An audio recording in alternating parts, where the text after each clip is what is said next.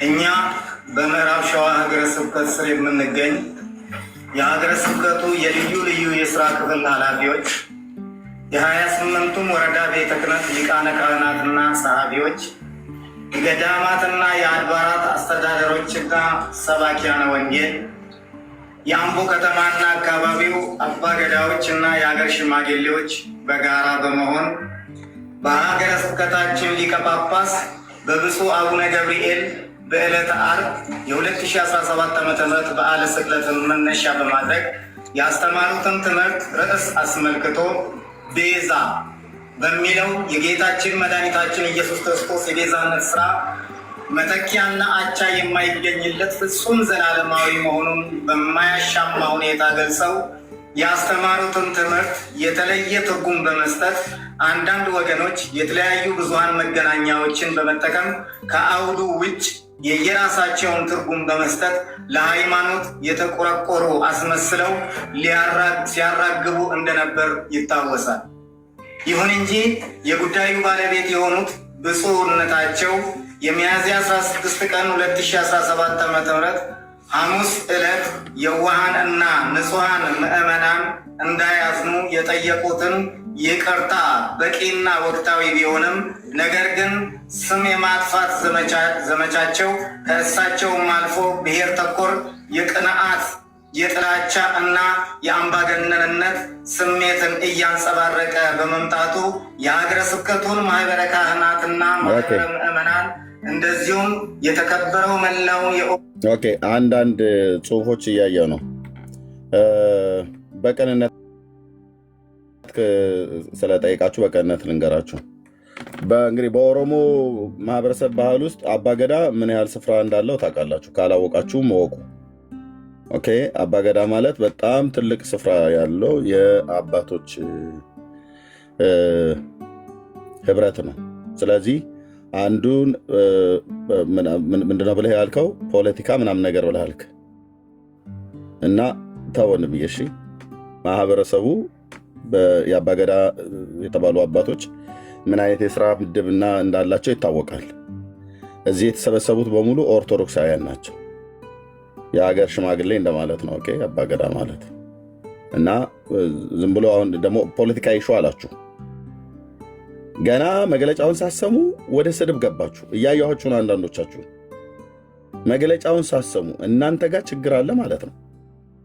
እናንተ ጋር በጣም የዘር ችግር አለ ማለት ነው። ሳያችሁ ገና መግለጫውን እንኳን ሙሉ በሙሉ ገና እሳቸው እዚህ ቪዲዮን ከፍቼ ሳሰሙ ወደ ስድብ ገባችሁ። ግማሹ ፖለቲካ ነው፣ ግማሹ እንትን ነው ምናምን ብላችሁ ማለት ነው። ይሄ የሚያሳየው ምንድን ነው? እናንተ ጋር የተበከለ የተበላሸ መረዳት አላችሁ ማለት ነው። ሲወጣ አማራ ስለሆነ ኖ አትቸኩል፣ ለፍርድ አትቸኩሩ። ዘር ስላለበት ነው፣ በዘር ጉዳይ ነው። ወይ ደግሞ ትግራይ ወስድ ዘር ነው። ወንድሜ ሐሳብ እስቲ ቢያንስ ስሙ።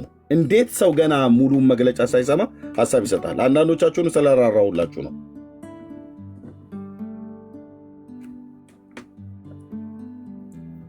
ማንሽ አነዘ ክርስቶስ ማይሰራ ኃጢአት እግዚአብሔር ይፍታ እስክል ድረስ እጅሽን አስሬሻለሁ፣ ጆሮሽን ብቻ ስጭኝ። ቴንኪው እና ስሙት ወገኖች፣ ጸጋ ይብዛላችሁ። አቸኩሉ።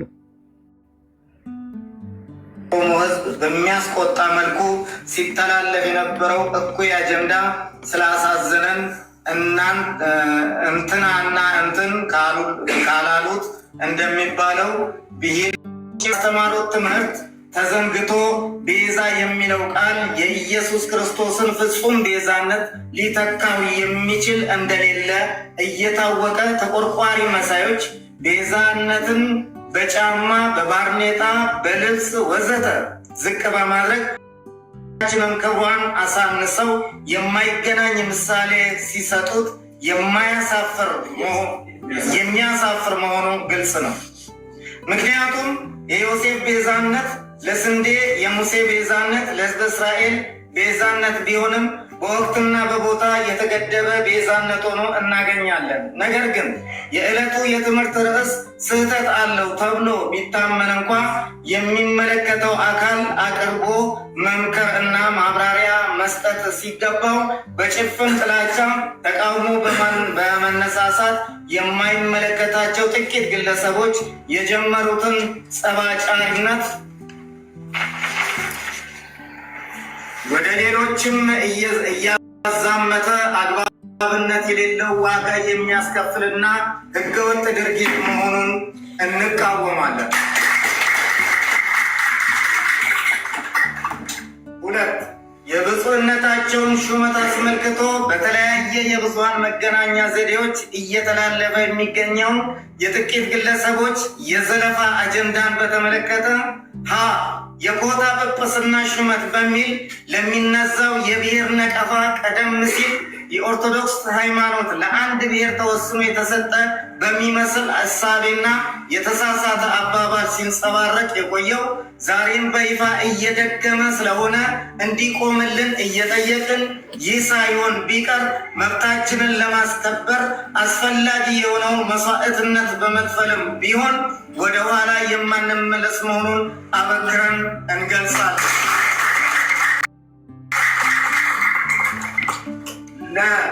የብፁዕነታቸው ሹመት የብልጽግና ጳጳስ ናቸው በሚል አባባል የሀገሪቱን ጠቅላይ ሚኒስትር ስም በመጥቀስ የኦሮሚያ ክልል መንግስት ፕሬዝዳንት ስም በግልጽ በመጥቀስ የኦሮሞን ሕዝብ መብት በሚነቅፍና ወደ አላስፈላጊ ጥላቻ ሊያደርስ የሚችል ሁከትና ቅስቀሳ ላይ የተሰማሩ ግለሰቦችና ቡድኖች ከዚህ እኩይ ድርጊታቸው እንዲቆጠቡ የሚመለከተው የመንግስት አካል እንዲያስቆምልን እንጠይቃለን። የብፁዕ አቡነ ገብርኤል ሹመት ጽንፈኞች እንደሚያራግቡት ሳይሆን የቤተ ክርስቲያኒቷ ሕግና ስርዓት በሚፈቅደው መሰረት እውቀታቸው፣ ብቃታቸውና ክህሎታቸው ተመዝኖ እና ተለክቶ ከሀገር አሜሪካ መጥተው የተሾሙ ናቸው እንጂ በኮታ አሰራር አልተሾሙም። ኮታ የሚል አባባልም ቢሆን የቤተ ክርስቲያኒቷን ታሪክ የማይገልጽና የኦሮሞን ተወላጅ የማይወክል በመሆኑ በዚህ አጋጣሚ በመንፈስ ቅዱስ አሰራር የምትመራዋን ቅድስት ቤተ ክርስቲያናችንን የነቀፉ መሆናቸውን ተገንዝበናል። ከዚህ ጭፍን ዓላማና አስተሳሰባቸው እንዲቆጠቡ እንመክራለን።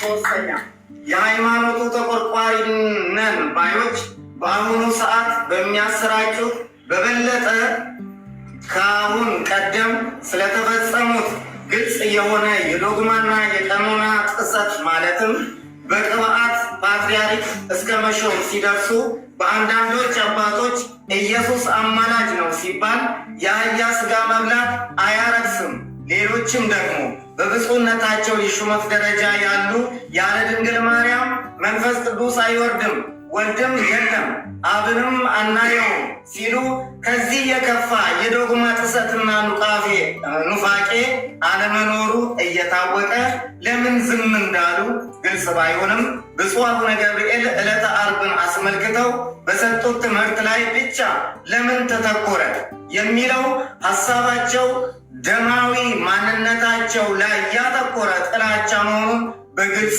ያሳያል።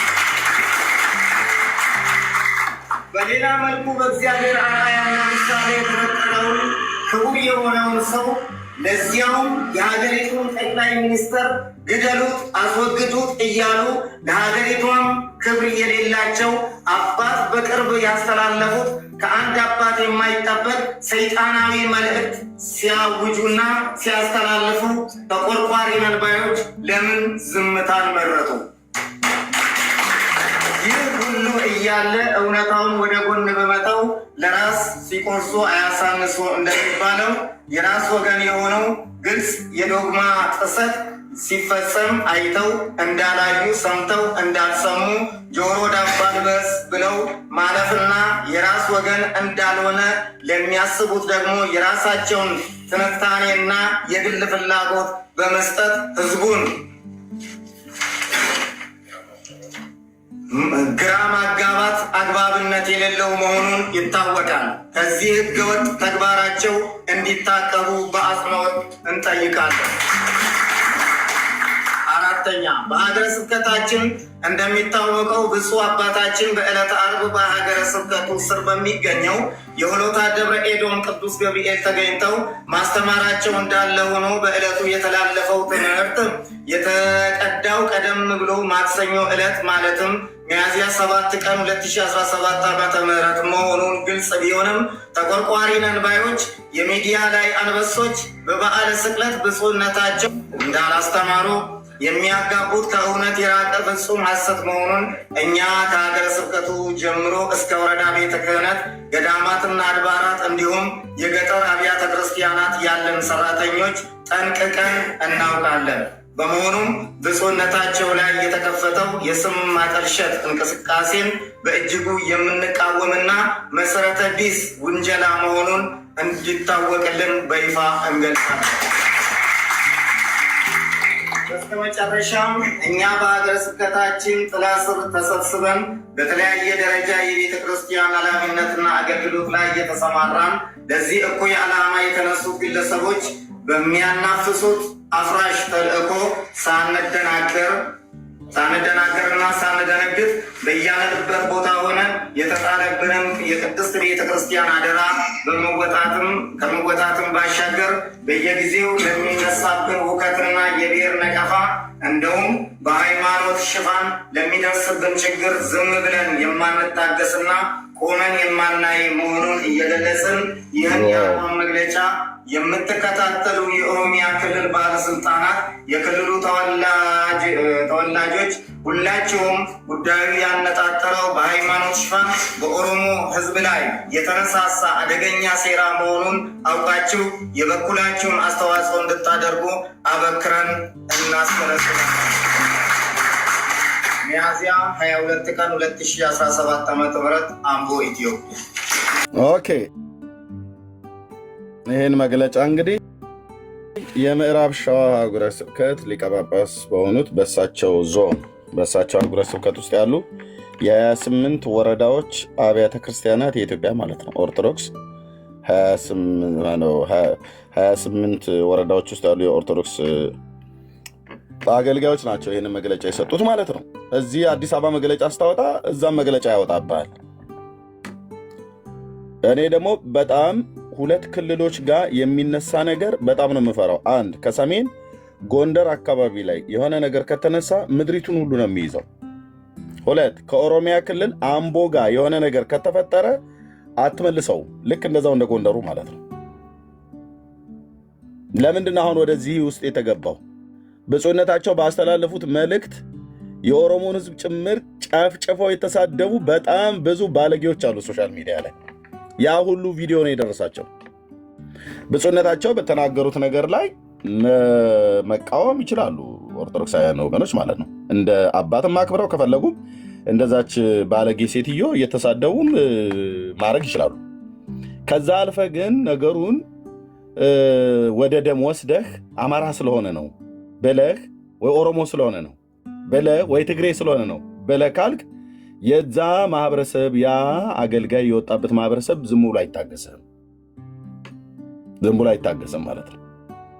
ስለዚህ አዲስ አበባ ላይ አሁን ተከርቸሙ፣ ተወሰኑ፣ ተቆለፉ ብሎ የሚለውን ነገር ምንም ብለው ቢሉ እዛ ደግሞ የሚሰማ ህዝብ አለ። እኔ በዚህ አጋጣሚ የምነግራችሁ በጣም ብዙ ጥፋቶችን በቤተክርስቲያን ውስጥ ያጠፉ በጣም ብዙዎች አሉ።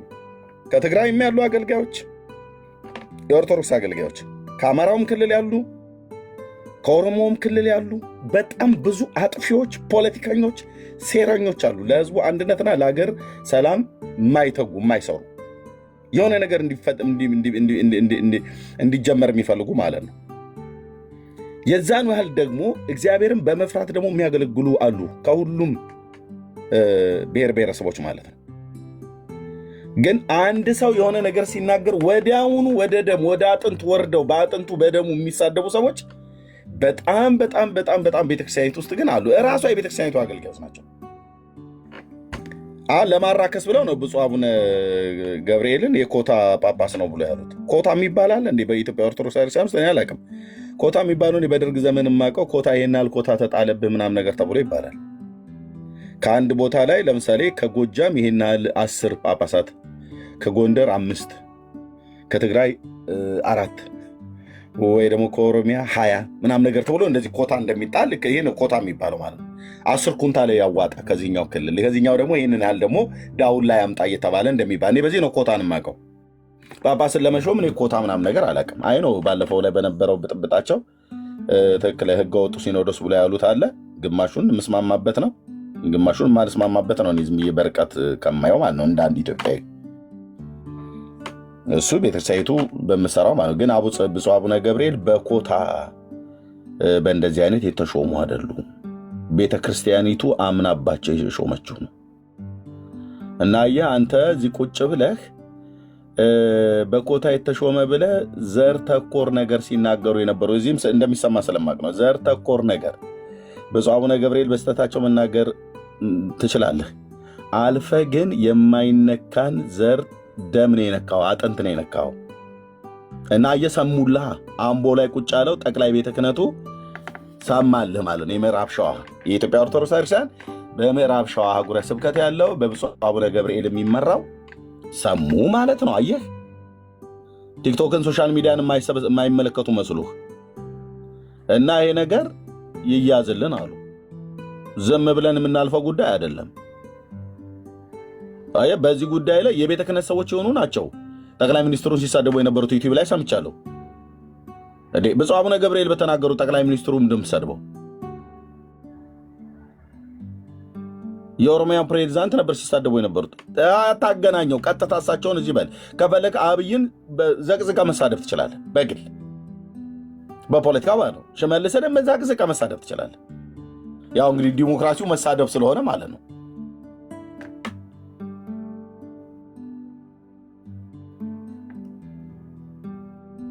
እህትዬ ጎጃም አበበ ስምሽ እንዴት እንደሚያምር ባለ ጊዜ ናቸው አለች እህትዬ። እንዲህ አይነት ለትውልድም ለሕዝብም የማይጠቅም ነገር መጽሐፍ ነው። አየሽ አደጋው። ኦኬ አደጋው ይሄ ነው። ስለዚህ ኢትዮጵያ ላይ እኔ እንደ አንድ ወንድም የምነግራችሁ እንደ አንድ መንፈሳዊ ሰው የሀገራችን ጉዳይ ስለሚመለከተን አሁን ከአንድ ብሔር የተውጣጣ የበላይነት በቤተ ክርስቲያንም በሀገሪቱ ፖለቲካ ውስጥም ከዚህ በኋላ ኢትዮጵያ ውስጥ አይኖርም። ተያይዘን እንውደቅ ካልተባለ በስተቀር ማለት ነው። ኦሮሞ ብቻ ገኖ አማራን እየረገጠ እየገደለ ትግራይን እየረገጠ እየገደለ አይኖርም። ኦሮሞ እንደዛ አይኖርም። አማራም ገኖ ኦሮሞን እየረገጠ ትግራይን እየረገጠ አይኖርም። ትግሬም ከፍ ብሎ ገኖ ኦሮሞን አማራ ሌላውን ትውልድ እየረገጠ አይኖርም።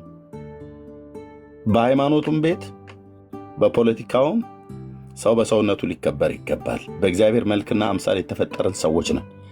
ቋንቋችን የተለያየ ቢሆንም በእግዚአብሔር መልክና አምሳል የተፈጠርን ሰዎች ነን። የሆነ ነገር ሲሆን የሆነ ቦታ ላይ ሄዳችሁ አትወተፉ። እሺ፣ የሆነ ቦታ ላይ ሄዳችሁ ተወትፋችሁ የኛ እንደዚህ ስለሆነ ነው አትበሉ። ወንድሞች እና እህቶች፣ ይሄ በጣም ጤነኛ የሆነ መንፈስ አይደለም። አሁን በአዲስ አበባ የተሰጠው መግለጫ፣ በቅዱስ ሲኖዶስ የተሰጠው መግለጫ እና አምቦ ላይ የተሰጠው መግለጫ ሁለቱ የተለያየ ነው። ኦኬ፣ በዚህ ጉዳይ ምን ይሆናል? ፖለቲከኞችም ይገቡበታል፣ መጣል ማለት ነው። ከዛ አንድም አትንቀሳቀስም ይልሃል። ወደ ምዕራብ ሸዋ ሄደ እስኪ በግድ እንግዲህ እስቲ ስታረገ እናያለን ብሎ አምቦ ይነሳብሃል ማለት ነው።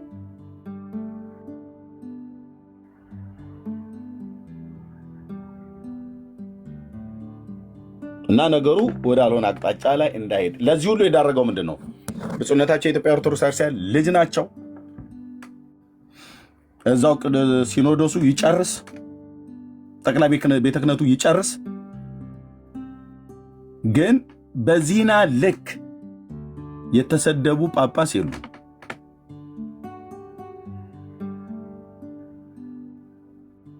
ኦኬ፣ መሰደባቸው እሳቸው ለተናገሩት የወንጌል እውነት ነው። ፖለቲካ አልተናገሩ፣ በዘር ጉዳይ አልተናገሩ። በቃ ኢየሱስ ክርስቶስ ቤዛ ተብሎ በተባለበት ማርያም አትባልም ነው ያሉት። ሌላም ቤዛ አናቅም፣ እሷም አትባልም ነው ያሉት። አለቅ። መልእክታቸው የ50 ደቂቃ መልእክት ነው ምናምን ነገር የተላለፈው። ኦኬ ራሳቸው ቤተክርስቲያን ጠሩ። አሁን በተአቅቦ ይቀመጡ ብሏል። በቃ ተቀመጡ። እሳቸውም ለቤተክርስቲያን ታዘው ተቀመጡ። እነዚህ ግን ዘር ተኮር ላይ ይናገሩ የነበሩ ሰዎች ግን የተናገሩትን ሰሙ። አዲስ አበባ መግለጫ ሲያሰማ አምቦም ያሰማልሃል ማለት ነው። መንግስት ይወቀልን አሉ።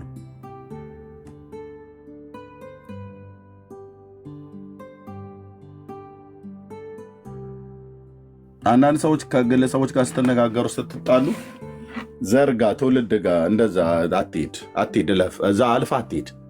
ሚስቱን ልጆቹን እንደዚህ እናት አባቱን የወጣበትን አካባቢ እንደዛ አታድርጉ። ወንድሞቼ ናቶች በእውነት አታድርጉ። በጣም ጸያፍ ነው። በጣም ሰይጣናዊነት ነው። አታድርጉ። ቴዲ ካጠፋ ከቴዲ ጋር ብቻ ነው የምንጨፋጨፈው።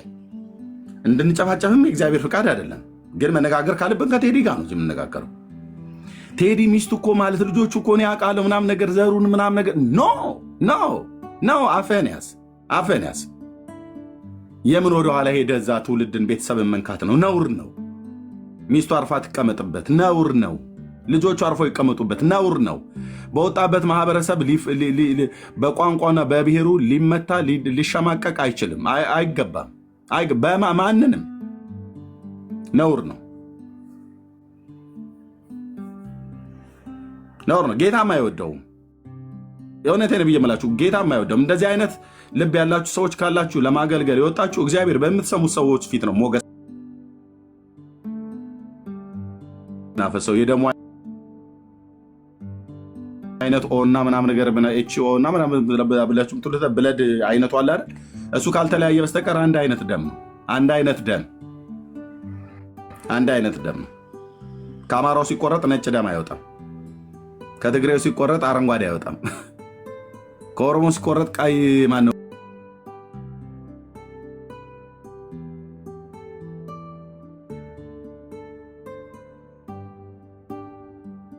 እኛ የወንጌል አማኞች ስለሆነ እኛ ጋር በምንም አይነት መልኩ ሰውን በኦሮሞነት፣ ሰውን በትግሬነት፣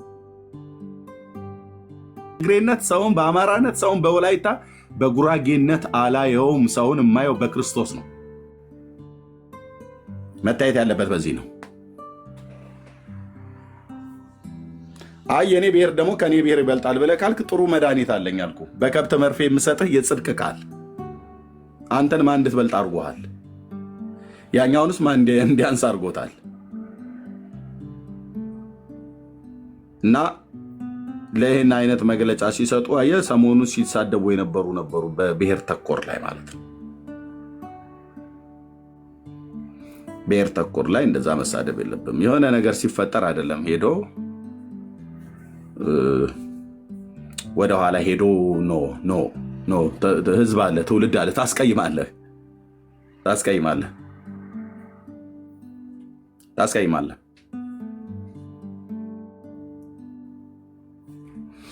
እና እግዚአብሔር ለምድራችን በዚሁ በቃ ይበል። እኔ ነገሩ ተለጥጦ ወደ ፖለቲካ ዞሮ በዚሁ በተቀሰቀሰው ነገር እሳቸው ዘራቸውን ሳይጠቅሱ ወንጌል ስለበመናገራቸው አይ ብለው ዘራቸውን ሄደው በመስደብ እሳት የጫሩ አሉ ሶሻል ሚዲያ ላይ። ይሄ ሁለት ተቃራኒ መግለጫ ነው የተሰጠው። እሳቸው ግን ለቤተክርስቲያን ታዛዥ ሆነው ቁጭ ብሏል። በዛው በግቢ ውስጥ በጠቅላይ ቤተ ክህነት ነው ተቀምጠዋል ማለት ነው። የቁም እንደ ቁም አይነት ነገር ሆኖ በቃ የራስ ቤተክርስቲያን ከፈለገች ተሰራቸው እዛው የሆነ ገዳም ውስጥ ሂድ ቁጭ በል ብላ ብትላቸው ይበሉ። ልጃቸው ናቸው፣ የቤተክርስቲያኒቱ ልጅ ናቸው። ከአባቶች ጋር ተስማምተው እየሰሩ ነው ያሉት ማለት ነው። ይሄን ዝላይ አጥፍተሃል ብለው ካሉ ይሞግቷቸው። ከእሳቸው እኩል በእውቀት አቻ የሆኑ ሊቃውንት አሉ፣ ከእሳቸውም የበለጡ ሊቃውንቶች አሉ። ይነጋገሩ እነሱ እዛ እና የተነጋገሩትን ወደ አደባባይ ያምጡ። አንተ ግን ዘር ላይ አስተያየት አትስጥ። እኔ እንዴት እንደሚያበሳጩኝ አልኩ። አማራ ስለሆነ አማራ ኖ ስቶፕ። ሀሳቡ ላይ ሞግት። ኦሮሞ ስለሆነ ይሄ ኦሮሞ በኮታ ይገባ። ስቶፕ።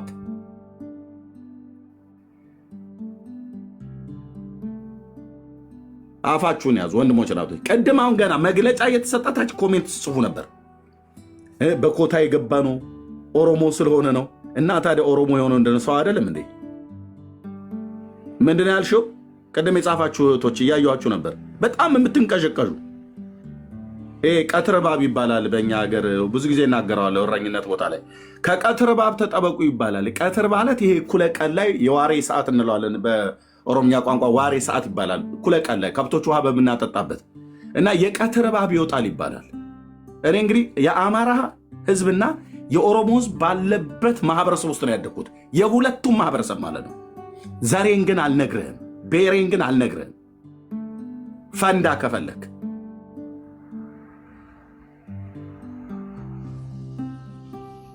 እና ሁለቱ ማህበረሰብ ባለበት ሁለቱ ማህበረሰብ ተጋብቶ ተዋልዶ የሚኖርበት ነው አርሲ አርባ ጉጉ እና ከብቶች በምናጠጣበት ቦታ ላይ የዋሬ ሰዓት ላይ ይባላል ወይ ደግሞ ቀትር ሰዓት ላይ የሚወጡ እባቦች አሉ። ፀሐዩ በጣም ኃይለኛ ስለሆነ በተለይ በዚህ በሚያዝያና ግንቦት ምናምን አካባቢ ላይ በጣም ተጠንቀቁ ይባላል። ቤተሰቡ ይለናል። እና ይሄ አቦልሴ የሚባል ማፈር አለ። ምናልባት የምታውቁት እንደኔ ገጠር ያደጋችሁ ቀይ አፈርም አለ፣ አቦልሴ የሚባል ማፈር አለ፣ መረሬ ማፈር አለ። ሶስቱም ማፈር አለ እና ወደ ወንዙ አካባቢ እንደዚህ እንደ አቦልሴ አይነት አፈር አለ፣ ወደ ጨውነት ምናምን ነገር የሚሄድ ማለት ነው። በጎቻችን ፍየሎቻችን ሮጠው ይሄዱና እዛ አካባቢ ላይ ያችን ይልሳሉ። ወደ ጨውነት አይነት ነገር አለው እና እዛ አካባቢ ጫካዎች ስላሉ ማለት እነዚህ ዛፎች ምናምን ነገር ስላሉ እባቡ እዛ አካባቢ ላይ አለ። በጣም የሚገርማችሁ ማለት ነው። በጣም አረንጓዴ፣ ተልብማ፣ ጥቁር፣ የጥቁር ዥንጉርጉር የሚመስል 3 ነው 4 አይነት ከለሮች እባብ አውቃለሁኝ እረኛ ሆኜ በምጠብቅበት ጊዜ ማለት ነው። ብዙዎቹንም ነድፈው አንዳንዶቹንም ገለዋል፣ አንዳንዶቹም ላይ አደጋ ደርሰዋል። ተጠንቀቁ ነው የሚባለው። ደግሞ ያለን አማራጭ በቃ ያው መንገድ ብቻ ነው። አንዳንዴ ከብቶች ይነድፋሉ፣ አንዳንዴ በጎቹ ላይ ሁሉ እግራቸው ላይ ተጠምጥመው እናገኛለን። ቶሎ በዛ ጋር በፍጥነት ነው የምናሳልፋቸው በጎቹንም። እኛም ተጠንቅቀን ነው የምንረግጠው። ምክንያቱም ተልብማ የሚባለው እባብ ተጠቅልሎ ይተኛል። የፀሐዩ ሙቀት ስለሆነ አንገቱን ቀና አድርጎ እንዴት እየፈጠነ እንደሚሄድ እባቡ አጠይቁኝ። እና የቀትር እባብ ይባላል። ሙቀቱ በጣም አሸዋው ከስር ስላለ አቦልሴ የሚባለው አፈር አሸዋ ስለሆነ ሙቀቱ አያስተኛውምም አያስቀምጠውም። እና ብቻ በጣም ነው እየፈጠነ የሚሄደው። እና የቀትር እባብ እንዳይነድፋችሁ እንባላለን።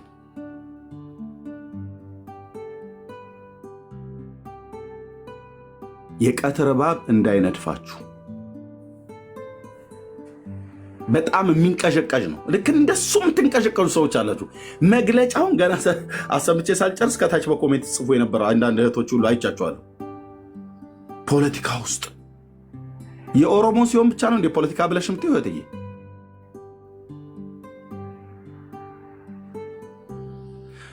አማራው ሲነገር ፖለቲካ ስለሆነ ነው። የአማራ ስለሆነ ነው ፖለቲካ ብለህ የምትለው? እስቲ በመጀመሪያ አድምጡ ወንድሞች እናቶች። በተለይኛ አካባቢ የወንጌል አማኞች ሆናችሁ አድምጡ። የሰውየውን ሀሳብ ወይ መግለጫውን ሳሰሙ ወይ መጽሐፉን ሳታነብ መጽሐፉን ሙሉን ሳታነብ ደብዳቤውን በሙሉ ሳታነብ አስተያየት ትሰጣለህ? እንደ ወንድሜ አንብብና ጨርስ መጀመሪያ መጽሐፍቱን። ቴዲ የጻፈው መጽሐፍ ዝም ብሎ ቅራቅንቦ ፍሩሽካ የሆነ ነገር ጽፎ ሲያበቃ ምናምን ብለህ ለማለትም እንኳን ቢያንስ አንብበው፣ ሙሉን አንብበው እና ለመክሰስም ለመፈረጅም ቴዲን መስደብ ካለብን እኛ ክርስቲያኖች አንሰድብም፣ ግን እንደ ስድብ የስድብ አራራ አለብኝ ብለህ ብትል ከሆነ በቃ መጨረሻ ላይ ተዘረግፈዋለህ። ግን አንብበው እስኪ መጽሐፉን በመጀመሪያ አንብበው፣ የተጻፈውን ደብዳቤ ሙሉን አንብበው፣ ወይ ሲነበብ ስማ መግለጫውን አንብቢው። ቴክስቱን በመጀመሪያ ከላይ የተጻፈውን አንብበው መጀመሪያ እና አገናዘብ። ደግሞ ወዲያውን አንብበው ብቻ ድርግም አድርጎ መጻፍ አይደለም፣ አገናዘብ። አንዳንዶቹ በቃ የወሬ ጥማት፣ የስድብ ጥማት፣ የዘረኝነት ጥማት፣ የክፋት ጥማት ያለባችሁ ሰዎች አላችሁ። ጌታ ይፍታችሁ። እሺ ወንድሞች እናቶቼ፣ መቸኮል የለብንም፣ መፍረድ የለብንም።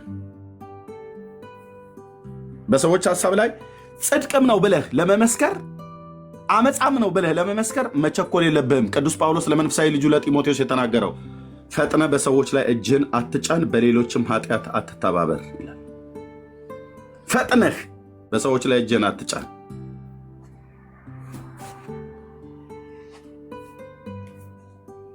ገና አንድ ሰው ተነስቶ ዳጊ ብሎ ቢል አውቀዋለሁ እኮ በለህ ኦኬ ታውቀዋለህ። ግን እኮ ምን እንዳልኩ አልሰማም። ሐሳቡን ሳሰማው አውቀዋለሁ። እሱ ከእሱ እኮ ምን መልካም ነገር ይገኛል አይባልም። እንደ ክርስቲያን አይባልም። የሆነው ጊዜ ላይ ቢያጠፋ ሁሉ ነገሩ ከሱ መልካም ነገር አይገኝም ብሎ ዋልታ ረገጥ የሆነ አይነት ጥላቻ ተገቢ አይደለም ለማለት ነው። በጣም ይቅርታ። ወደ ሀሳባችን እንመለስ። 2 እና 3 ሰዎች ስጽፉ አየኋችሁ። ደግሞ ያው መማቃችሁ ናችሁ። ቅድም ገና መግለጫ እየሰጡ እያሉ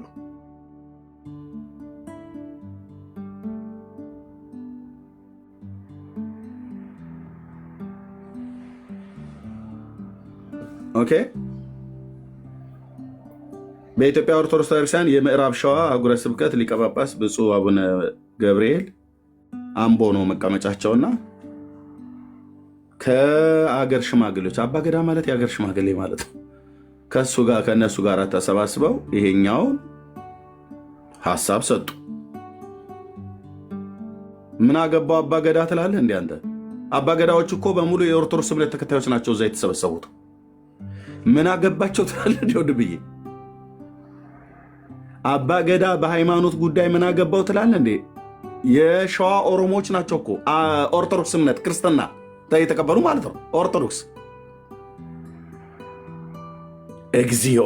እንዲሁ እኔ ከምን አይነት ቤተሰብ ውስጥ እንደተወለዳችሁ አላውቅም። አንዳንዶቻችሁ አባገዳ ተብሎ ሲባል አንተ ሙስሊም መስሎ ሆኖ አይደል?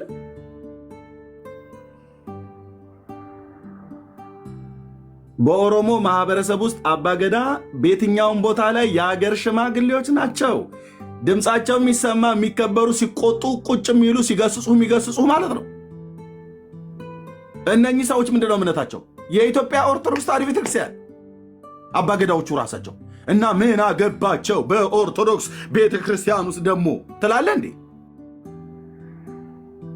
አይባልም። የሀገር ሽማግሌዎች እኮ ማለት ነው አባገዳ በሃይማኖታቸው ጉዳይ አይ እኛ ፓስተሮቹ እንጂ የሚመለከታቸው ብለህ ትላለህ።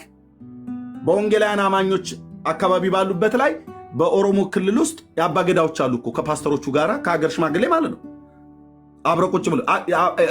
አባገዳ ማለት የሀገር ሽማግሌ ነው ወንድምዬ፣ ሌላ ትርጉም የለውም። ተሰሚነት ያላቸው ናቸው፣ በማህበረሰብ ውስጥ ተደማጭነት ያላቸው። እምነታቸው የኦርቶዶክስ እምነት ተከታይ ስለሆኑ ነው እዛ ጋ የተሰበሰቡት።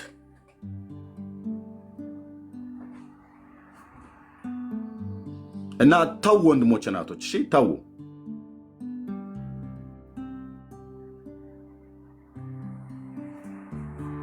አረ በጉራጌ ውስጥ ደግሞ ምንድነው ሸድገር የሚባሉም ሽማግሌዎች አሉ አይደል? በቃ አሁን የኦርቶዶክስ እምነት ተከታይ ሆነው በጉራጌ ክልል ውስጥ ሸድገር ይኸው ከታች እየጻፈ ነው ጂሰስ ኢዝ ሎርድ የሚለው ወንድም አለ። እነሱ ኦርቶዶክስ እምነት ተከታይ ሆነው ግን በአገር ሽማግሌነት ሸድገር የሚባሉት አብረው ከካህናቱ ጋር ተሰብስበው አያወሩ። ኧረ ምሕረት ያርግላችሁ ወገኖቼ። በቃ ተው። ቴንኪው ተባረኩ። ጸጋ ይብዛላችሁ።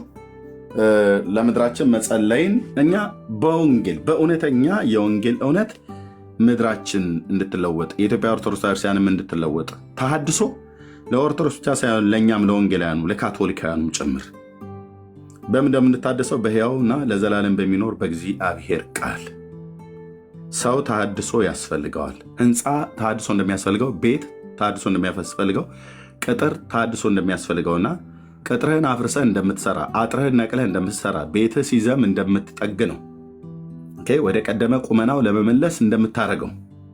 አንተስ ተሐድሶ እኮ ማለት አዳምና ዘሩ ማለት ነው። በእግዚአብሔር መልክና አምሳል የተፈጠረ ተጣመን እንደ ግራር እንጨት ያደግን አዳምና ዘሩ ለእግዚአብሔር ሐሳብና ለእግዚአብሔር ፍቃድ እማንገዛ እማንታዘዝ፣ በምኞትና በልዩ ልዩ ተድላ ከእግዚአብሔር ሐሳብ የራቀን፣ በክርስትና ውስጥ ሆነን ጴንጤ ሆነን ካቶሊክ ሆነህ ኦርቶዶክስ ሆነህ ታደስ ይላል የሰራዊት ጌታ እግዚአብሔር እኔንም አንተንም። በምን? በቅዱስ ቃሉ፣ በቅዱስ ቃሉ። ስለዚህ አጉልተን መናገር ያለብን ቅዱስ ቃሉ ነው። የጌታችን የመድኃኒታችን የኢየሱስ ክርስቶስ አምላክነትና አዳኝነቱ ከማንም ጋር የሚነጻጸር የሚተያይ ነገር አይደለም። ቤዛ ተብሎ እሱ በተባለበት ማርያም በፍጹም ቤዛ አትባልም። በቃ የብፁዕነታቸው መልእክት መጽሐፍ ቅዱሳዊ ነው። ከኦሮሞ ስለወጡ አይደለም እንደግፋቸው፣ ከአማራ ስለወጡ አይደለም እንኮን ነው፣ ከትግሬ ስለወጡ አይደለም እንትን የምንለው። እኔ ከሰውየው ከጳጳሱ ወይ ከፓስተሩ አፍ ምን ወጣ እንጂ ዘሩ የማን ብሔር ነው? ወደዛ አልኩህ። የማን ብሔር ነው? ከየትኛው ብሔር ነው የወጣው? ከየትም ይውጣ፣ ከአፉ ምንድን የወጣው ነው? የወጣው ጽድቅ ነው? ከመጽሐፍ ቅዱስ ጋር ይስማማል አይስማማም? ከተስማማ ገዘዋለሁ፣ ካልተስማማም እጥለዋለሁ። በተሰሎንቄ መልእክት መሰረት ሁሉን ነው ፈትሹ፣ መርምሩ፣ መልካሙን ያዙ ብሎናል። በቃ የወጣው ከአፉ የወጣው ምንድን ነው? አቤት እንዲስትል ትውልድ ላይ ተባበር ይችላል፣ ሰማይ ግን ከአንተ ጋር ይቆማል። አሁን አያሳፍር ቦድ ዘሩ ምንድን ነው? ምንድን ነው ከኋላ? ምንድን ነው አጀንዳው ከኋላ ያለው ነው? ስለዚህ መታደስ ያስፈልገናል ወንድሞች እናቶች፣ ለሰው ዘር በሙሉ እኮ አልኩ፣ ለኦርቶዶክስ ብቻ አይደለም። እኛ ጴንጤዎችን መታደስ ባለብን ነገር ላይ መታደስ አለብን። እንደ ኢህአዴግ ፓርቲ ዝም ብሎ መታደስ ብቻ የሚለውን ቃል እየተጠቀምን በኋላ ታደሱ ተብሎ ሲባል ሌላ ነገር ውስጥ እንደተገባው ማለት ነው። ኢህአዴግ ትዝ ይላችኋል? ኢህአዴግ ማለት ወያኔ ብቻ አይደለም። ኢህአዴግ ማለት ብአዴንም አለበት፣ የአማራው ኦህዴድም አለበት፣ የኦሮሞ የደቡቡም አብረው ነበሩ። አብረው ሲያቦኩ ነበር፣ አብረው ሲበሉ ነበር፣ አብረው ሲጠጡ ነበር፣ አብረውን ሲያስሩ ነበር፣ አብረው ትውልድን ሲገሉ ነበር። እኔ በኢህአዴግነት ነው የማየው። ከዛ ውስጥ አንበሳውን ድርሻ ማን ይወስዳል? እነሱ ይነጋገሩ። ደግሞም ፍሬያቸውን ማሳውቋል። እና ምን አሉ ያኔ አዋሳ፣ አዲስ አበባ ዝግ ስብሰባ እያሉ 21 ቀን ምን አውርተው ሊወጡ ይሁን ብለን ስንጠብቅ፣ ከዛ ምን አሉ? ገምተናል፣ ሸተናል፣ በስብሰናል፣ ጠንብተናል ሲሉ ቆይተው ታደሱ፣ እንታደስ አሉ። እራሳቸው እንታደስ አሉ። አንተ ኢህአዴግ እንኳን እንታደስ ብሎ በእርግጥ ታድሶውን አልተቀበሉትም።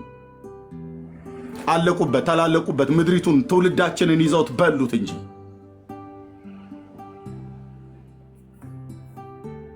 የምን ገምተናል ሸተናል? ከገማህማ ታጠባ። ታዲያ ታጠቡ፣ የሥራችሁን ክፋት ከዓይኔ ፊት አስወግዱ፣ መልካም ማድረግን ተማሩ፣ ክፉ ማድረግን ተዉ ብሏል የሰራዊት ጌታ እግዚአብሔር ማለት ነው። ገምተናል ብለህ ካልክ በቃ ታጠብ። ሸተናል ብለህ ካልክ ተለቃለቅ። በእግዚአብሔር ቃል በንስሐ ተመለስ ወደ እግዚአብሔር ሐሳብ። ተሐድሶ ማለት በእግዚአብሔር ቃል መታረስ ማለት ነው። ገምተናል፣ ሸተናል፣ በስብሰናል ብለው ያሉቱ 21 ቀን ስብሰባ ተሰብስበው አምቧቸውን ጠጥተው ምንም አይጠጡት አለ። አምቧ ብቻ አይደለም፣ አምቧማ ዳውም ሊጠጣው ይችላል። የሚጠጡትን ሁሉ ጠጥተው ለምድራችን ሰላም ያመጡልናል ብለን ስንል በሚሊዮን የሚቆጠር ትውልድ ወደ መቃብር ከተትን።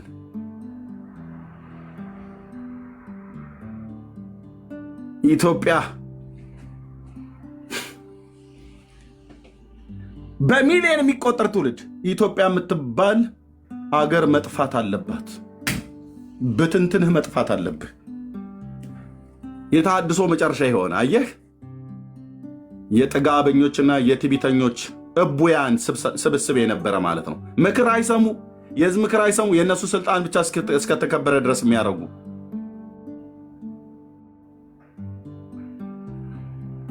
ግን እቺን ቃል ሲጠቀሟት ነበር በጣም ብዙ ጊዜ። ተሐድሶ ተሐድሶ ተሐድሶ ተሐድሶ ተሐድሶ አሉ። እርስ በርሳቸው ሊተዳደሱ ነበረ። ጦሳቸው ለእነሱ ጭምር ማለት ነው። ተሐድሶን አትጥራ። ተሐድሶ ግን ሰው በምን እንደሚታደሰው በተለይኛ መንፈሳውያን ሰዎች ስለሆንን በምን እንደምንታደሰው በሕያው በእግዚአብሔር ቃል በልዑል እግዚአብሔር መንፈስ ቅዱስ ቃሉን ቀዳሚ ስታደርግ ለቃሉ እውነት ስትኖር እና ኖረን ሌሎች እንዲኖሩ ስናደርግ ተሐድሶ ይመጣል ማለት ነው። ተሐድሶን አልፈልግም ብሎ ያለ ጴንጤ ይሁን አልኩ፣ ካቶሊክ፣ ኦርቶዶክስ ይሁን ትፈርሳለህ። እስራኤል ተሐድሶን በተቀበለችበት ዘመን ከጌታ ጋር ጸንታ ነበር። ተሐድሶን አንቀበልም ብለው ባሉበት ዘመን እግዚአብሔር ለምድር አሕዛብ አሳልፎ ሰጣቸው። እቺን ብቻ ልብ በለኝ። ተሐድሶ ብሎ የሚለው ቃል የእግዚአብሔር ቃል ነው። እስራኤል ተሐድሶ በተደረገላት ዘመን እግዚአብሔር አብሯቸው ቆመ። ተሐድሶ አናደርግም ብለው ባሉበት ዘመን ግን እግዚአብሔር ለምድር አሕዛብ አሳልፎ ሰጣቸው። ለምድር አሕዛብ ለጠላቶቻቸው ሰይፍ አሳልፎ ሰጣቸው። ለእርስ በርስ እልቂት ተላልፈው እንዲሰጡ አደረገ በንጉሱ በአሳ ዘመን። በሁለተኛ ዜና መጽሐፍ ምዕራፍ 15 ላይ በዚያ ዘመን ለሚወጣውና ለሚገባው ሰላም አልነበረውም ይላል። እስራኤል ብዙ ዘመን ያለ ካህናትና ያለ ሕግ ይኖር ነበር ይላል። ሕጉን ጥለው ቶራን ጥለህ እንዴት እስራኤል ያለ ሕግ ይኖራል? የአምላኩን እግዚአብሔርን ቃል አሽቀንጥሮ ጥሎ እና በዛን ዘመን ከተማ ከከተማ ጋር ይዋጋ ነበር ይላል። ይሄው ነው በቃ ብራዘርዬ፣ ተጨፋጨፋለህ አልኩ። ከተማ ከከተማ ጋር ይደባደቡ ነበር፣ ይገዳደሉ ነበር።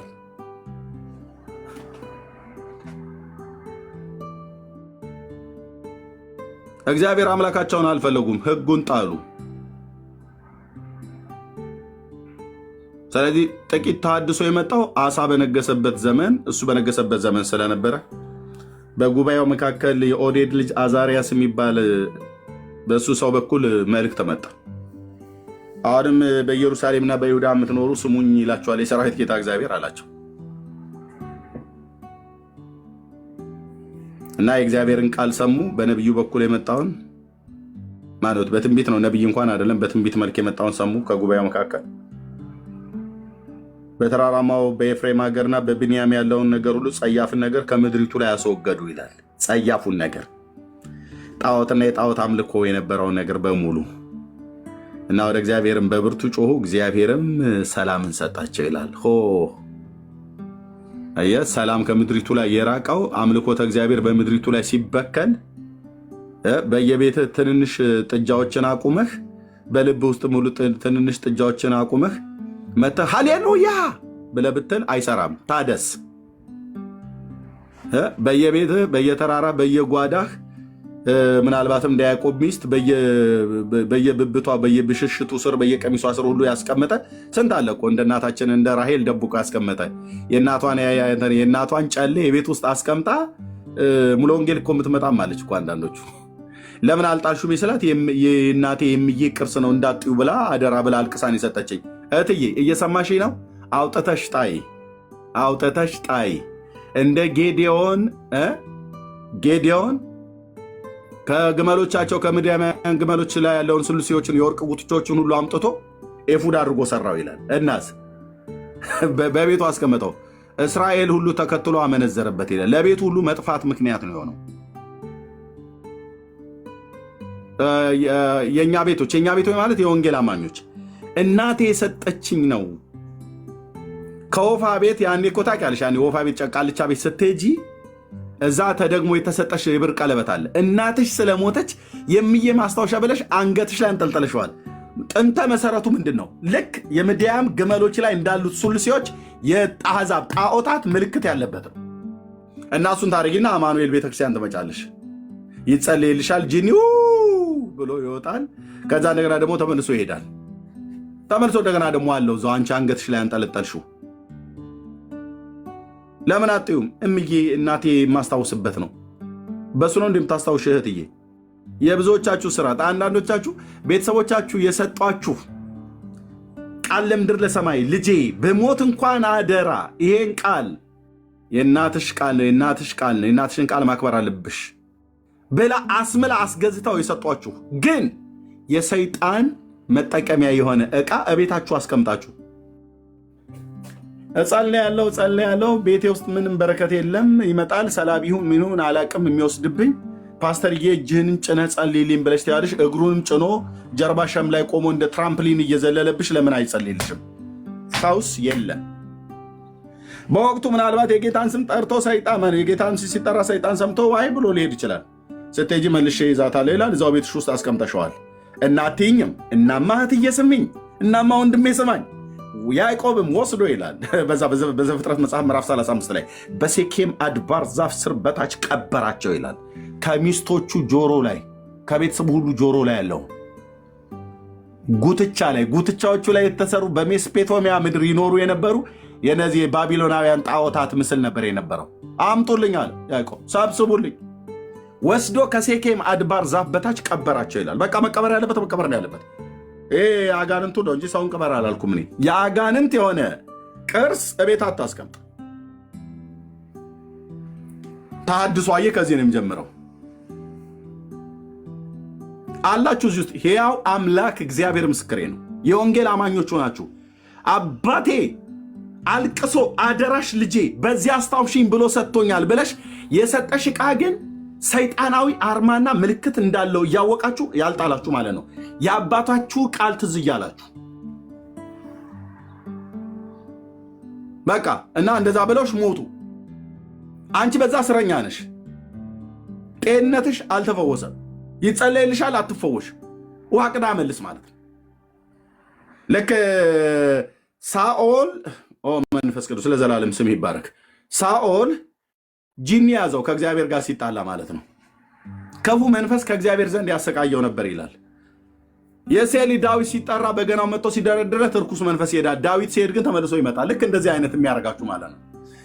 እነ ዳዊት ሲመጡ ሲጸልዩላችሁ፣ ፓስተሮቹ ወንጌላውያን እኛ ስንጸልይላችሁ ይሄዳል ክፉ መንፈስ ማለት ነው። ብሎ የጌታን ስም ስለማይጠራ ማለት ስለሚጠላ ይወጣል። ዳዊት ከሄደ በኋላ ተመልሶ ደግሞ ሳኦልን ያሰቃየዋል። ሳኦል ደጋግሞ ጂኒ እንዳያሰቃየው ከፈለገ ከአሁንም ከእግዚአብሔር ጋር ተስማማ ብሎ እንዳለ መስማማት ነበረበት። ይህን ሰው ታዲያ እንዴት ሰይጣን እንዴት አይገባበት? እየሄደ ጠንቋይ ቤት እዚህ ባለበገና ደርዳሪ ነቢይ አምጡልኝ ይላል፣ እዚህ ደግሞ ጠንቋይ ጋር ይሄድልሃል። አላችሁ ሕያው አምላክ እግዚአብሔር ምስክር ነው። እዚህ ውስጥ ዝም ብሎ በመደዴነት አያስወራኝም። አላችሁ። አውጥተሽ ጣዩ እህቴ፣ አውጥተህ ጣለው። አባቶቻችሁ ሞተዋል፣ እናትሽ ሞታለች። የሰጧችሁ ስጦታ አለ እቤታችሁ በብር ቀለበት ላይ የተደገመ በተለያየ ነገር ላይ የተደገመ እሱን ሳጥ መተሽ ሃሌሉያ አትበይ።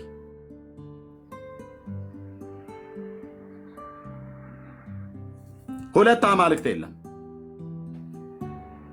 የእናትሽ ቃል ነው መጽናት ያለበት ወይ የኢየሱስ ቃል ነው መጽናት ያለበት? ባንቺ ህይወት ውስጥ የእናትህ ቃል ነው የአባትህ ቃል ነው መጽናት ያለበት ወይስ የእግዚአብሔር ቃል ነው መጽናት ያለበት?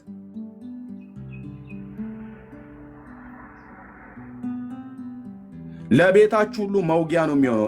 ለትውልዳችሁ ሁሉ እንቅፋት ነው የሚሆነው። ይኸውልሽ እሱን አውጥታችሁ ካልጣላችሁ ከአንቺም ላይ ከልጆችሽም ላይ በጤንነታችሁ በኢኮኖሚያችሁ የተመታችሁ ነው የምትሆኑት። አውጥታና ጣል። ተሐድሶ ከዚህ ይጀምራል። ልክ መንፈስ ቅዱስ ስም ይባረክ የኔ አባት። ሁለተኛ ዜና መጽሐፍ ምዕራፍ 15 ላይ ቅድም ያልኩት ማለት ነው። አሳፍ ከተራራማው ከኤፍሬም ሀገርና ከብንያም ጸያፍን ነገር አስወገደ ይላል።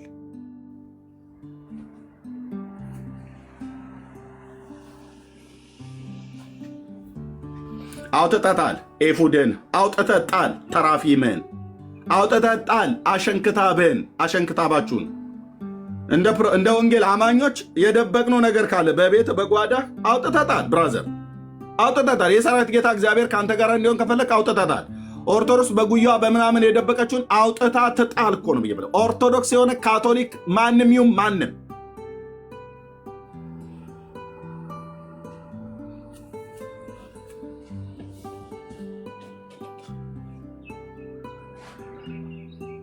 አላችሁ እዚህ ውስጥ ወንድሞች እናቶች፣ ምስክር እንዲሆን ቁጥር ጻፉ።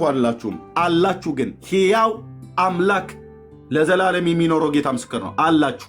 አውጥተሽ ጣይ። ያንቺ ችግር ያለው እዛ ጋ ነው። ለምንድነው ተጸልዮልኝ እንትን ይላል ይመጣል፣ ይሄዳል፣ ይመጣል፣ ይሄዳል፣ ይመጣል፣ ይሄዳል፣ ይመጣል፣ ይሄዳል? ለምን? አውጥተሽ ያልጣልሽው ነገር አለ። አንድ ሁለተኛ አዋዋላችንም ጋር ከማጋ ነው የምትዩ። በሳምንት አንድ ቀን ቸርች ስትመጪ ለተወሰነ ሰዓት ከኛ ጋር ትውያለሽ።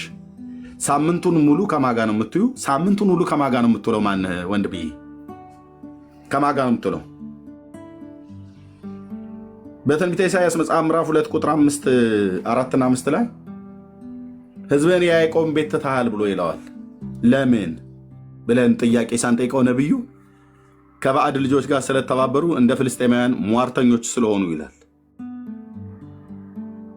አየ ካልተገረዘ ህዝብ ጋር ስትውል ያልተገረዘ ነገር ነው ስትሰማ የምትውለው። ያልተገረዘ ልምምድ ነው ስታደርግ የምትውለው።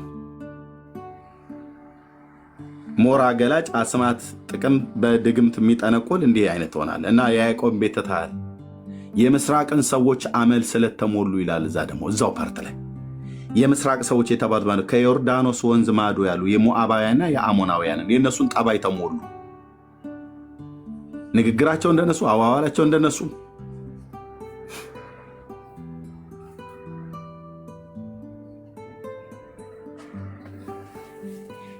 እና ተሐድሶ ለምድራችን ያስፈልጋል ለእያንዳንዳችን። እኔ ኤርሚያስ ተሐድሶ የሚያስፈልገኝ ሰው ነኝ። ወንድሞች እናቶቼ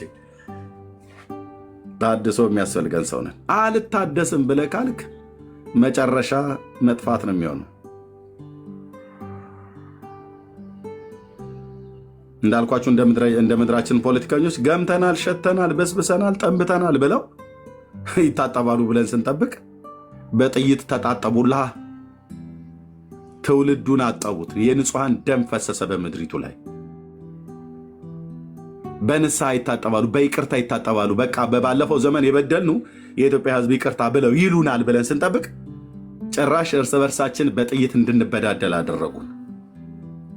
አየ ሳይገባቸው ነበር ተሐድሶ ተሐድሶ ተሐድሶ ተሐድሶ ተሐድሶ ተሐድሶ ሳይገባ ተሐድሶ ተሐድሶ አትበል። በንስሐ በእርቅ ለባለፈው ለጠፋው ጥፋት ይቅርታ ህዝቡን ይጠይቃሉ ብለን ስንጠብቅ ተሐድሶ አንዱ ከንስሐ ስለሆነ ንስሐ ደግሞ መመለስ ስለሆነ ማለት ነው። እና ፕሊስ ወንድሞችና እህቶች ጸጋ ይብዛላችሁ። እናንተ በእውነት ጌታ ምስክር በህይወታችሁ ውስጥ የደበቃችኋት ነገር ያላችሁ ሰዎች አውጡና ጣሉ።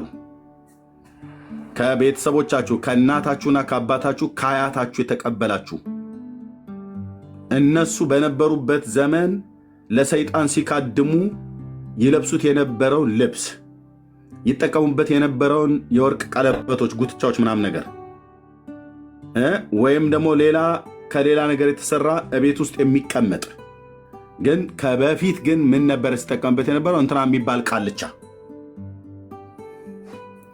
ቤትሽ ውስጥ ቁጭ አድርገሽዋል፣ ሳሎን ላይ ያስቀምጠሽዋል። የአያቴ የሰጠኝ ብለሽ ለምን ነበር የሚጠቀሙበት አያትሽ ያንን ዕቃ? ለምን ነበር የሚጠቀምበት አባቴ ያንን ዕቃ?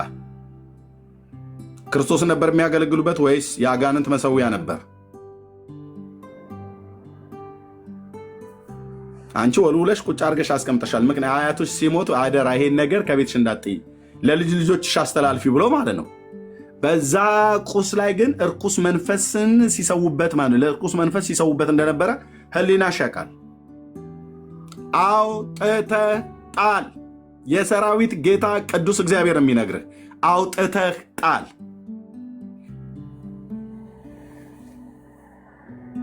ወስዳ አውጥተህ ጣል። በልባችሁ ውስጥ የነገሯችሁ አያቶቻችን ነግረውን ያለፉት አይደል? እስከ ዛሬ ድረስ ዘርን በተመለከተ ቢሆን ቋንቋን በተመለከተ ቢሆን የተለያየ ነገር አንዳንዱን እኮ ክፋት እኮ አስተምረውን ያለፉት እኮ ቤተሰቦቻችን ናቸው።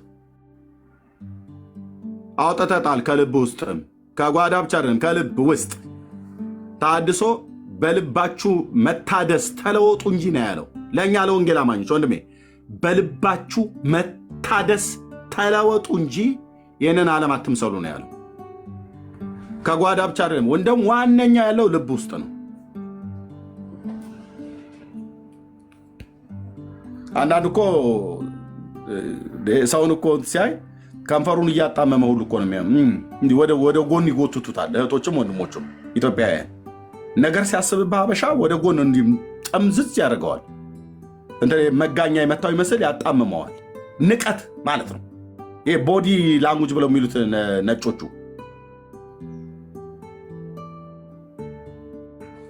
ለምንድን ነው ብለህ ካልከኝ እንዲህ አይነት መርዝ ውስጥ አለ ልብ ውስጥ። ይህን ደግሞ ተሐድሶ የምታገኘው በእውነተኛ ትምህርት ነው። ይህችን ተናግሬ እጨርሳለሁ። በእውነተኛ ትምህርት ዝም ብሎ በትምህርት ብቻ አይደለም፣ እውነተኛ የምትባለውን ቃል አስምሩልኝ። በእውነተኛ ትምህርት ነው መታደስን የምታገኘው። እውነተኛ ትምህርት የት ነው የሚገኘው? በእውነተኛይቱ የክርስቶስ ቤተክርስቲያን። ያቺ እውነተኛይቱ ቤተክርስቲያን ማናት? እውነተኛይቱ ኦርቶዶክስ ነች እንድልፈልገ ነው። ብራዘር አትቀልድ። በእውነተኛይቱ የክርስቶስ ቤተክርስቲያን። ያቺ እውነተኛይቱ የክርስቶስ ቤተክርስቲያን የት ነው የምትገኘው? እውነተኛውንና ለዘላለም የሚኖረውን ሕያውን የማይለወጠውን የእግዚአብሔርን ቅዱስ ቃል የምትሰብክ የማዕዘኗ ራስ የሆነላት ክርስቶስ የሆነላት ራሷ ክርስቶስ የሆነላት የማዕዘኑ ድንጋይ ክርስቶስ የሆነላት መሰረቷ ክርስቶስ የሆነላት በቅዱሳን ነቢያትና በቅዱሳት ሐዋርያት በሁላችን ጌታ በሆነው በኢየሱስ ክርስቶስ የተሰበከውን ሕያውን ቃል ያለ ማንሻፈፍ፣ ያለ ማጣመም፣ ያለ መበረዝ ቀጥታ እንደተጻፈው የምታስተምር የምትሰብክ እሷ ቤተክርስቲያን ማለት ናት እንጂ ናሰስ ገሰሱን ጨምሮ በስመ አብ ወወልድ ብሎ ከዛ ዛሬ ቀኑ 24 ከሆነ አባታችን አቡነ ተክለ ሃይማኖት ከእናታቸው ከንትና እንዴ ስንት ጊዜ ነገራችሁ? ከእናታቸው ከንትና በየወሩ ሁሉ ስንት ጊዜ ነው የምትነግሩን የአቡነ ተክለ ሃይማኖትን እናት? አቡነ እጨጌ ዘጠገሮ በሰሜን ሸዋ ተወልዶ ስንት ጊዜ ነው የምትነግሩን ስለ ጠገሮ? ጠገሮ ነው ጠንገሮ ብላችሁ የምትሉት ስንት ጊዜ ነው የምንነገረን? በስመ አብ ወወልድ ወመንፈስ ቅዱስ ብለህ ጀምረህ አምላኬ ምድሬን አስባት። በእውነት በስመ አብ ወወልድ ወመንፈስ ቅዱስ አሐዱ አምላክ ብሎ ጀምሮ በዚህች ቀን በዛቲ ዕለት አረፈ እያለ የሆነ ሰው ያወራልኛል። እቺ እውነተኛይቱ ቤተክርስቲያን አይደለችም ማለት ነው። እውነተኛይቱ ቤተክርስቲያን በስመ አብ ወወልድ ወመንፈስ ቅዱስ አሐዱ አምላክ ብላ ጀምራ ስለ አብ ወልድ መንፈስ ቅዱስ አምላክነት ሰውን መውደዱን፣ ምሕረቱን፣ ፍቅሩን፣ ዘላለማዊ ሐሳቡን በሰማይና በምድር ይደረግ ዘንድ ያለው ሐሳቡን ለትውልድ የምትሰብክ ማለት ነው። በእግዚአብሔር ቃል ላይ ስልጣን ያላት ሳይሆን በእሷ ላይ የእግዚአብሔር ቃል ስልጣን እንዳለው የምታውቅ ሉዓላዊ ዳኛ የመጽሐፍ ቅዱስ ነው ብላ የምትል እንጂ እኔ እንዳኛው እንደፈለኩ ሰርዘዋለሁ እንደፈለኩ። እቺ መንፈሳዊ ግልሙትና ውስጥ ያለች ቤተክርስቲያን ናት። በደንብ ነው የምነግርህ ወንድምዬ፣ በደንብ ነው የምነግርህ። ቀጥታ የብሉይ ኪዳን ነቢያት ይህን ቃል ይጠቀሙታል። መንፈሳዊ ግልሙትና ውስጥ ያለች ቤተክርስቲያን ናት። መንፈሳዊ ግልሙትና ከነማ ጋር እንድትገልሙት ከፍጡር ጋር ማለት ነው።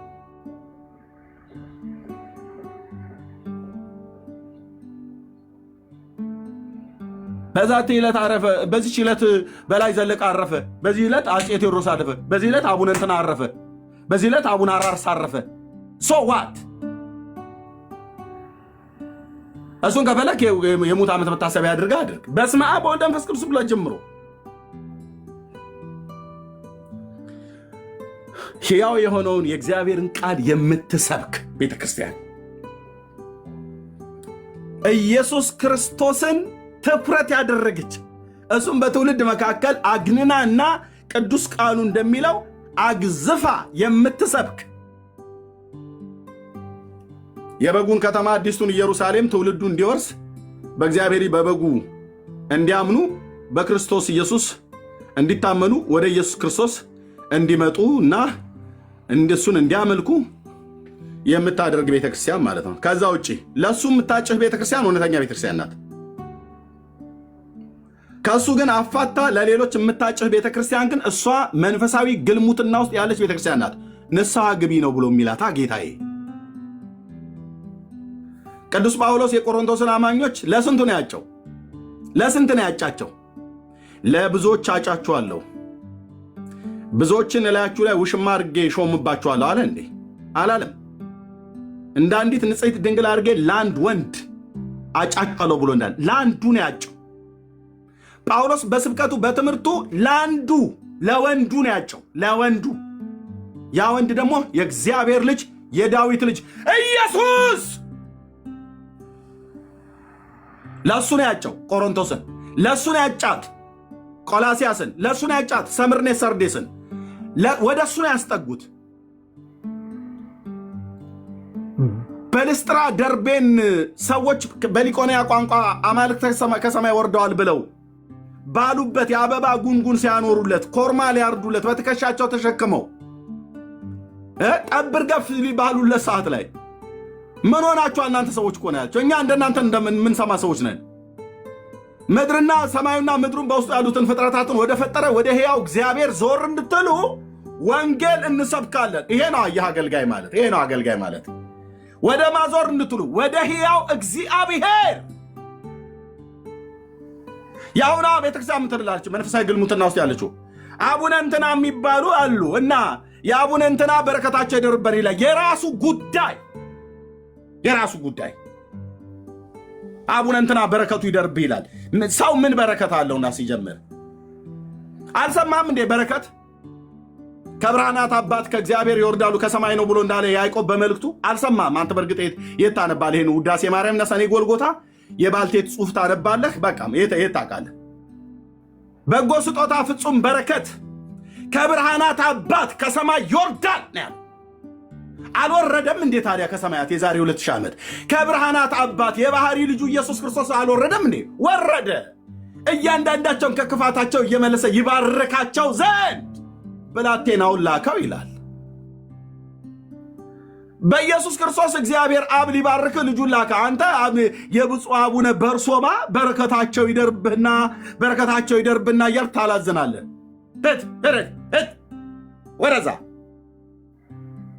ወደዛ እንደዚህ አይነት በረከት እግዚአብሔር በልጁ በክርስቶስ ኢየሱስ ዓለምን እኮ ባረከ። ልጁን በመስጠት እኮ ባረከ። የተባረከውን የአብን ልጅ ኢየሱስን ስትቀበል በነፍስም በመንፈስም በስጋህ በዚህም ዓለም በሚመጣው ዓለም በረከትን አገኘ ማለት ነው። እንደማ ይኸው እዚህ ማወራህ እረኛ እዚህ ያሉት ወንድሞቼ ናቶቼ የማሆይ እንትና በረከቷ ይደርባችሁና ይላል። ኧረ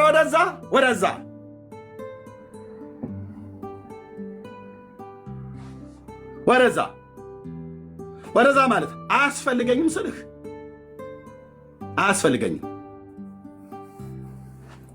ምን ነው እኔ ከሁሉ በሚበልጠው በልጁ ባርኮኝ ቅዱስ እግዚአብሔር አብ ለዘላለም ስሙ ይባረክ። ኢየሱሴ ከሁሉ በሚበልጠው በራሱ እኮ ነው የባረከኝ። በራሱ ኢየሱስ እኮ ማለት አምላክ እኮ ማለት እኮ ነው ብራዘር፣ እግዚአብሔር ማለት ነው። ራሱን በመስጠት እኮ ነው የባረከኝ። አማኑኤል ማለት የስሙ ትርጉም እግዚአብሔር ከኛ ጋራ ነው ብሏል ብለህ ታዲያ እግዚአብሔር ካንተ ጋራ ከሆነ የምን በረከት ፍለጋ ቀሉጥ እንትና እነማሆይ እንትና ጋር አቡነ እንትና ጋር ምን ወረዛ አየህ፣ አማኑኤል ከኔ ጋራ ነው። ታዲያ ሌላ ምን ያስፈልገኛል? በረከቴ እኮ ነው ኢየሱስ በረከቴ ነው።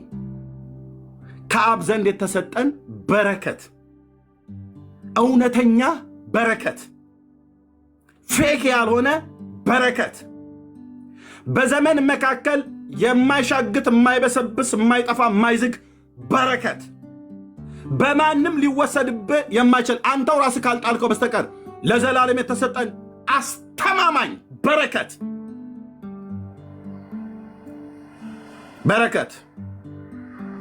ቅዱስ እግዚአብሔር አባቱ የሰጠኝ በረከት። ይህንን ቅራቅንቦህን ዞር ታደርጋለህ ማለት ነው። ይህንን ግብስብስህን ዞር ታደርጋለህ። አቡነ እንትና እማሆይ እንትና አትበለን መጠህ የእግዚአብሔር ልጅ በል እንጂ የእግዚአብሔር ምድራችን ኢትዮጵያ ብቻ አይደለም ዓለም ይኸውልህ የእግዚአብሔር ልጅ ብላ ካለች ብቻ ትድናለች። ካልሆነስ ለእሳት ለመቃጠል ተጠብቃለች። የእግዚአብሔር ልጅ በል እንጂ ኢየሱስ በል ኢየሱስ በል።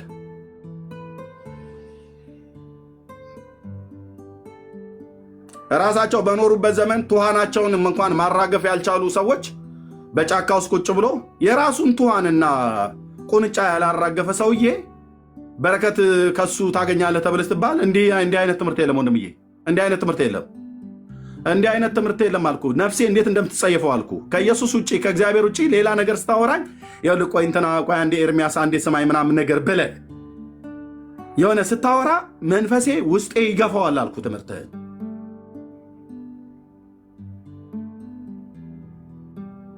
ኢየሱስ ስትለኝ ነው ከተቀመጥኩበት ደንብሬ ብድግ ብዬ የምሰማህ። ፊቴም አይኔም ጥርስ በጥርስ ነው የሚሆነው። እሱ ንገረኝ ውዴ፣ ንገረኝ፣ አውራኝ፣ የእግዚአብሔርን ቃል አውራኝ፣ መጽሐፍ ቅዱስን ጳውሎስ በቆላስያስ መልእክቱ እንዲህ ብሎ እንደተናገረ ብሎ ንገረኝ። እሱ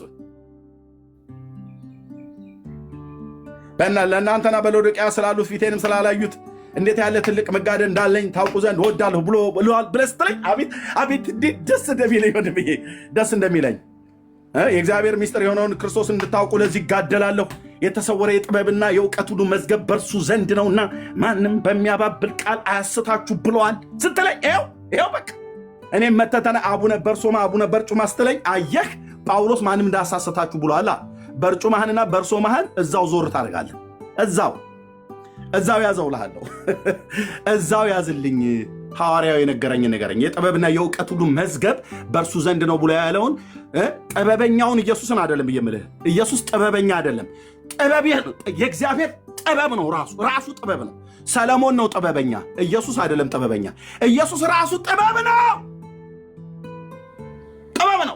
የእግዚአብሔር ምስጢር የሆነው ክርስቶስን እንድታውቁ ሐዋርያቱ የተጋደሉት ክርስቶስን ለማሳወቅ ነው። የዘንድሮቹ የሚጋደሉት አቡነ በርሶማ፣ አቡነ በርጩማ፣ አቡነ ገሪማ፣ አቡነ ደንቆሮ፣ አቡነ ምሰሶ ይለኛል። ተወኝ አንተ ሰውዬ፣ ዞር በል ከትውልዱ መንገድ ላይ። ከሰበክ ኢየሱስን ስበክ፣ ከተናገርክ ስለ አብ ልጅ ስለ ኢየሱስ ክርስቶስ ስበክ፣ እሱን አሳውቅ። የሐዋርያው ተጋድሎ ለቆላስያስ ቅዱሳንም ለሌሎቹም እንዴት ያለ ትልቅ መጋደል እንዳለኝ ታውቁ ዘንድ ወዳለሁ። ምንድነው የሚያጋድልህ? የጥበብና የእውቀት ሁሉ መዝገብ የሆነውን ኢየሱስ ክርስቶስን እንድታውቁ፣ የእግዚአብሔር ምስጢር የሆነውን ክርስቶስን እንድታውቁ። ምን ያደርግልናል ብናውቀው? እሱን ማወቅ የዘላለም ሕይወት ነው ይልሃል ዮሐንስ ተቀብሎ። ኦ መንፈስ ቅዱስ ለዘላለም ስም ይባረክ የኔ አባት። ሃሌሉያ።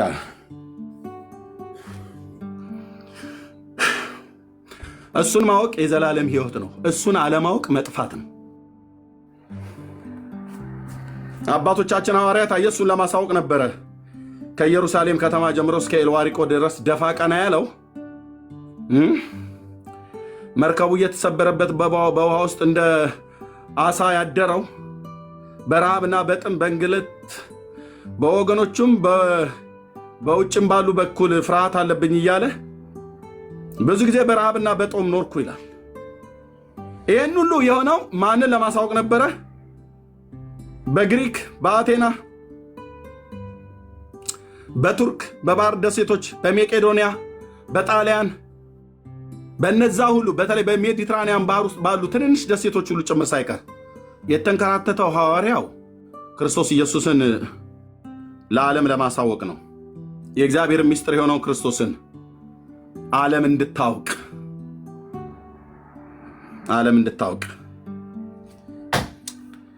አይ ጳውሎስ አንተ ሰብከ በደህናው ጊዜ ሄድክ። እናንተ የነገራችሁንን ወንጌል ግን የሚያዳፍኑ እናንተ የተናገራችሁትን መልእክት አንስተን ስንነግራቸው የሚበሳጩ አረፋ የሚደፍቁ የሚደባደቡ የሚራገም ትውልድ ባለበት መካከል እናንተን የረዳ የእግዚአብሔር ጸጋ እኛንም እየረዳ ይህን እውነት እንናገራለን። ዓለም ልታውቀው የሚገባት የእግዚአብሔርን ምስጢር የሆነውን የእግዚአብሔርን ጥበብ የሆነውን ኢየሱስን እንዲያውቁ ነበር ሐዋርያው የተጋደለው። ይህንን ጳውሎስ እየተጋደለ ዓለም እንዲያውቀው የሰበከውን ኢየሱስን የምታሳውቅ ቤተክርስቲያን ለተለት እሷ እውነተኛቱ ቤተክርስቲያን ናት። ከእርሱ ውጭ ግን ሌላን እንድታውቁ የሚጋደሉ እሷም በመንፈሳዊ ግልሙትና ውስጥ እየገለሞተች ያለች ቤተክርስቲያን ናት። ታዲያ ንስሐ ነው መግባት ያለባት። የሰራዊት ጌታ እግዚአብሔር በቁጣው ሳይገለብጣት ማለት ነው። ንስሐ ነው መግባት ያለባት።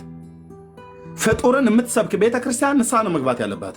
በክርስቶስ ቤተክርስቲያን ታሪክ ውስጥ አንድም ቦታ ላይ ፍጡር ያድናል ተብሎ አልተሰበከም።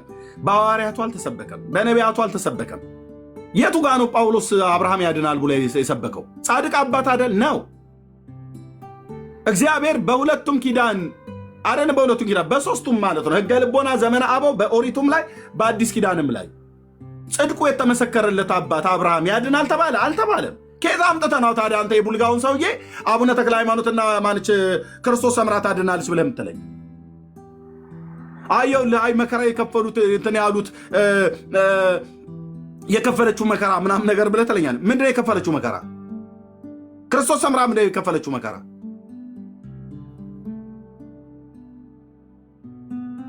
ምንድን ነው የከፈለችው መከራ ተብሎ የሚባለው?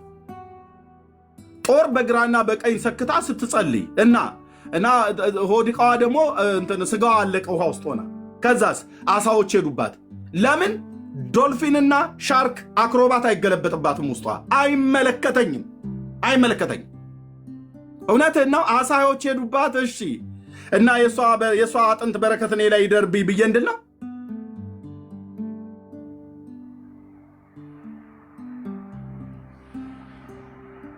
ከዛ ስናነበው 11 ልጅ ወልዳ 12ኛውን ለሰራተኛዋ ሰጥታ ሱባኤ ስትገባ ሕፃኑ አለቀሰ እና ሜቴ ሕፃኑ አለቀሰ ብላ ስትል ሰራተኛይቱ ሄዳ ሰጠቻት፣ ለመቤቲቱ ማለት ነው፣ ለክርስቶስ ሰምራ።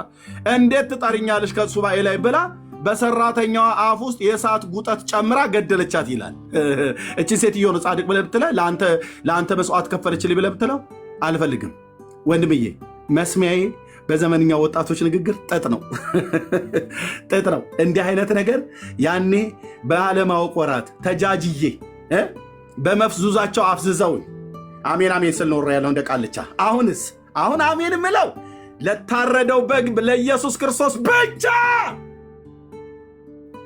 ሌላስ የለም። መንፈስ ቅዱስ ብለህ ነገር በተለየ አካሉ ስለ አምላክነቱ በቃ ያኔ ይኸውልህ እንዴት ብዬ አሜን እያልኩ እንደምቀበልህ እኔ የማውቀው። አሳ ሄደባት ይለኛል፣ አጥንቷ ውስጥ አሳ ተርመሰመሰ። ሰራተኛዋን በእሳት ጉጠት ለምን ጠራሽ? ከሱባኤ ላይ ብራ አፋ ውስጥ ጨምራ የገደለች እኔ እንድትገድለኝ ነው? የእሷ በረከት እኮ ነው። አንተን የምትጨምርብህ ነው እሳት ጉጠት። ከዚህ ሴትዮ ምንድን የምንማረው? እኔ የአቡነ ኪሮስ በረከቱ ይደርብህ ይልሃል ሰውየው። ስለ እናንተ ሲጸልዩ ምናም ነገር ብሎ በተኛበት ቦታ ላይ 40 ዓመት ዛፍ በቀለበት ይላል። ገላገለን። ቴንኪው ያ ዛፍ። በእውነት ያ ዛፍ ብናገኘው መስማት ባይችልም ባናጨበጭብለትም በእውነት ሊመሰገን ይገባዋልና ምኑ ዛፉ ገላገለን፣ እዛው አስተኝቶ አስቀረልን ማለት ነው። በቃ እንዴ ማንም እንቅልፋም ታዲያ በተኛበት እንቅልፍ ነው ተጫጩኖት። የማንም እንቅልፋም በተኛበት ዛፍ የበቀለበትን ሰውዬ እኔ ላይ ታዲያ ምን እንዲያበቅልብኝ ነው እንድቀበለው የምፈልገው? ያ ጃማ ይላል ሰዎች ይሰማችኋል አይደል? በቃ ምን እንዲተርፍልኝ ነው?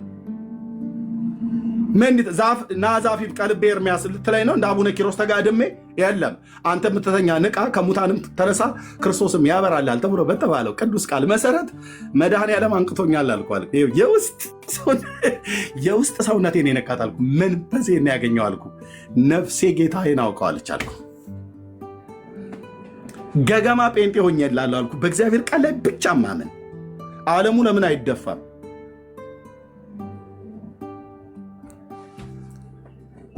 ኢየሱስ ያድናል። ኢየሱስ ጌታ ነው። ይሄ ጴንጤ መፈክር የሚመስላችሁ የሐዋርያቱ ስብከት ነበር። የሐዋርያቱን ስብከት ጴንጤዎቹ ሲያስከትሉት እንዲሁ አሉ። እነ ጳውሎስ እንዲህ ነበር እያሉ ያሉት፣ ኢየሱስ ያድናል፣ ኢየሱስ ጌታ ነው ነው ያሉት።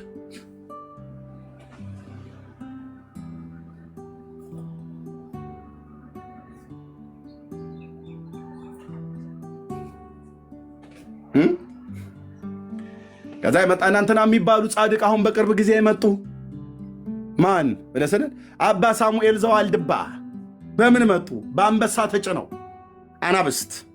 የግብፁ አቦ ነብሮች ተከትለውት 60 ነብሮች 60 አንበሶች ይልላል። እሺ ገቡ ተባለ። በነብርና በአንበሳ ታጅቦ የአባ ሳሙኤል ዘዋልድባው በአንበሳ አሉ። አቡነ አረጋዊ በዘንዶ አሉ። በዘንዶ የገባ አሉ።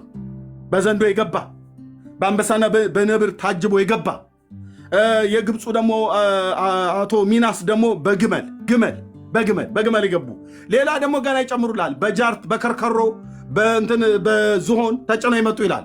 እኔ ይኸውልህ ወንድምዬ እኔን ተወኝ፣ ይህን ትውልድ ተው። እኔ አንድ ወደ ኢየሩሳሌም ከተማ ከትህትናው የተነሳ ኢየሱስ ከትህትናው የተነሳ ነቢየ እግዚአብሔር ኤርምያስ ዘካርያስ መሲሁ ከመወለዱ ከ400 ዓመት በፊት ትሑት ሆኖ ኢየሩሳሌም ንጉሥሽ ትሑት ሆኖ በአህያይቱና በአህያይቱ ውርንጫ ወደ አንቺ ይመጣል ተብሎ የተባለለት ጌታ ከዛ ከቤተፋጌ በአህያይቱ ውርንጫ የዛሬ 2000 ዓመት የኔ ትሑት የኔ ጌታ ገብቷል ወደ ኢየሩሳሌም ከተማ። የጽዮን ልጆች ዘምሪ ደስ ይበልሽ ተብሏል። ሆሳዕና በአርያም እያሉ ዘምረዋል።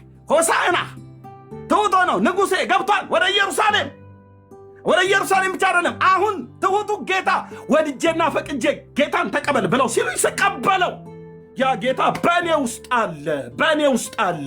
አሁን አህያይቱ ውርንጭላ ላይ ያለ አይደለም፣ በእኔ ውስጥ ያደረ አማኑኤል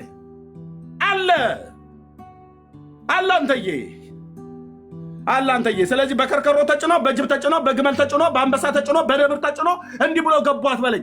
እኔ አንድ የገባ ትህትናው ብራዘር በመላእክት የተመሰከረለት በአስቀድሞ ከመወለዱ ከ450 ዓመት በፊት ታላቁ ነቢይ ዘካርያስ ኢየሩሳሌም ንጉሥሽ ትሑት ሆኖ በአህያይቱና በአህያይቱ ውርንጫ ወደ አንቺ ይመጣል። ዘምሪ አንቺ የጽዮን ልጆች ደስ ይበልሽ።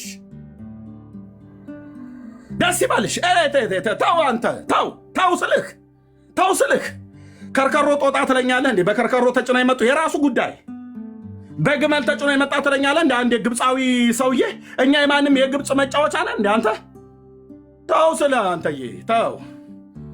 የአምላኬ እግዚአብሔር እኔ አንድ ትሑት ጌታ አለ በአህያ ውርንጫ ተጭኖ የመጣ በአህያይቱና በአህያይቱ ግልገል ተጭኖ ከትህትናው የተነሳ የሰማይ የምድር ፈጣሪ በኪሩቤል ላይ የሚቀመጥ 4 እንስሶች የሚሸከሙት የኔ ጌታ ማንም ሊቀርበው በማይችል ብርሃን የሚኖር በዘላለም ተራሮች ላይ ሆኖ በድንቅ የሚያበራ የአባቶቻችን አምላክ ልዑል እግዚአብሔር በሲና ሕግን የሰጠ አሁን በአህያይቱ ውርንጫ ከድንግል ተወልዶ ትህትናውን እስከዚህ ድረስ አሳይቶኝ በአህያይቱ ውርንጫ የመጣውን ነው ተቀበሉ ብለው የብሉይ ኪዳን ነቢያት የነገሩ እንጂ አንተ በጃርትና በከርከሮ በጅብ ላይ የተቀመጡ ትላለህ እንዴ? ይህን ምድረ ሰላቢ ሁሉ ተቀበል ትለኛለህ? ዞር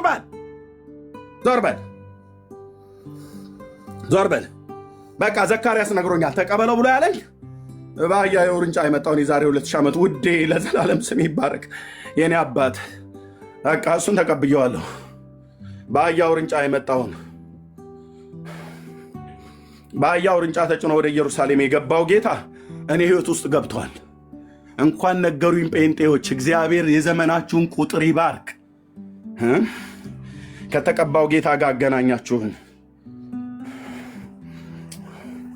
ስመ ለዘላለም ይባረክ።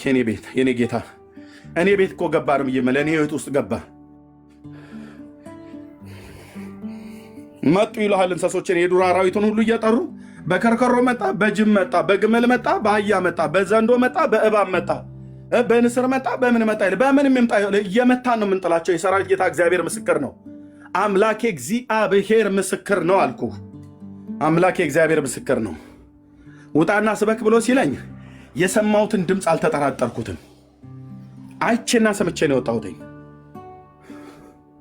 በሕይወት ዘመናችን ይሄን ነው መስበክ ያለብን። ትህትናው ከልብ የሆነ እኔ ዋህ በልቤ ትሑት ነኝ ከኔ ተማሩ ብሎ ያለው ጌታ ለእኔ በአህያይቱ ውርንጫ ኢየሩሳሌምን ሊያድን ዓለምን ሊያድን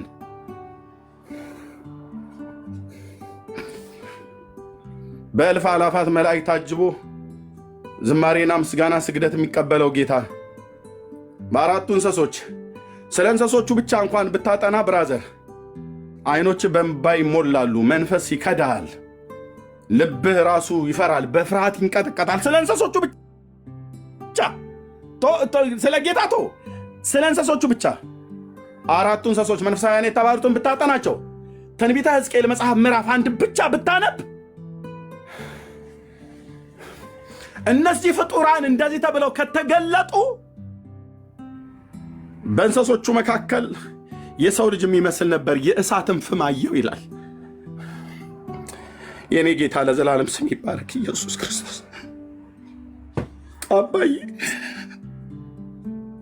ስም ይባረክ። የእግዚአብሔር መልክና አምሳያ ይሄ ነው ብሎ ይላል ብሉይ ኪዳን ላይ የተገለጠለት ሕዝቅኤል። የእግዚአብሔር መልክና አምሳያ ይሄ ነው ብሎ ይላል። መልክና አምሳያው ተብሎ እዛ ጋ የተገለጠውን ሄደህ ብታየው የሆነ ሰውዬ ራጉኤል ቤተክርስቲያን ጀርባ የሚስለው ስዕል አይደለም። ስሜ ይባረክ የኔ አባት፣ ስሜ ይባረክ የኔ ጌታ፣ ስሜ ይባረክ ለዘላለም፣ ስሜ ይባረክ። ልዩ ነህ አንተ፣ ልዩ ነህ። ይህን ጌታ ነገር የለኔ ካልሆነ አትምጣብኝ፣ አትድረሱብን እዚህ። ይህን ጌታ ንገረኝ። አባቶቼ ነቢያት የተረኩትን አባቶቼ ነቢያት ሕዝቅኤል የነገረን ንገረን። ኦኬ የእግዚአብሔር መልክና አምሳያ እንዲህ ነበር ይላል። እንስሶቹን እንኳን በእኔ ቃላት ገልጬ ላብራራልህ አልችልም። ክንፎቻቸው ሁሉ አይኖች ነበሩ ይላል። ይሄ ጌታ ነው። አየህ፣ ይሄ ጌታ በነዛ አራቱ እንስሶች ላይ በመንኩራኩሩ ላይ በኪሩቤል ላይ የሚቀመጠው ጌታ መጥቶ አህያይቱ ግልገል ላይ ተቀምጦ ወደ ኢየሩሳሌም ገባ እኔን ሊያድነኝ። ስሙ ይባረክ የኔ አባት ኢየሱስ ክርስቶስ። ይህን ጌታ ያላወቃችሁ ሰዎች ኑና ዳኑ። እሺ ኑና ዳኑ። ከእንቅልፌ እንደነቃሁ ቢጃማዬን እንኳን አልቀየርኩም። አሁን ስነግራችሁ በሌሊት በመኝታዬ ላይ የማወራው ሰው ኖሮኝ ባወራው ራሱ ውስጤ ያወራል። ተኝቼ ውስጤ ያወራል ማለት ስለ ክርስቶስ።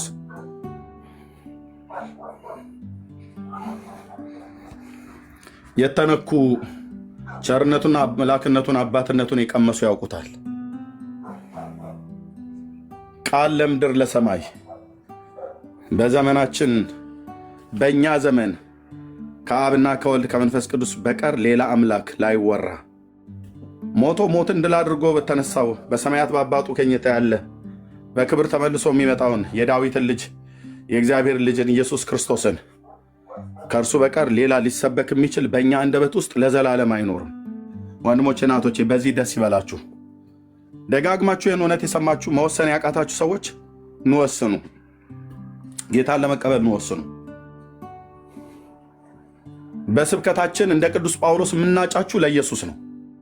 ጴንጤው ወገኔ በምድር ዙሪያ ያለው በሙሉ የወንጌል አማኞች በስብከታችን የምናጫችሁ ለሱ ነው። የምናስተዋውቃችሁ ከሱ ጋር ነው። ኑ በክርስቶስ ኢየሱስ ከእግዚአብሔር ጋር ታረቁ ብለን እንለምናችኋለን እንዳለ እንለምናችኋለን። እኛ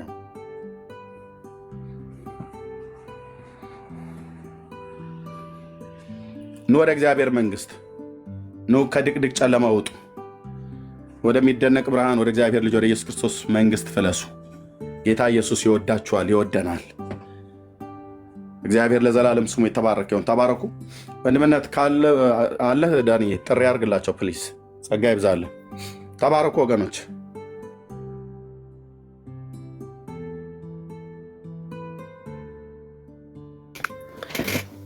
እሺ ወንድምነት ጸጋ ይብዛልህ። ጌታ ኢየሱስ ይባርክ። ተባረክ። እሺ ይህን ጌታ ለመቀበል የምትፈልጉ ሰዎች ካላችሁ ጥሪ እናደርጋለን።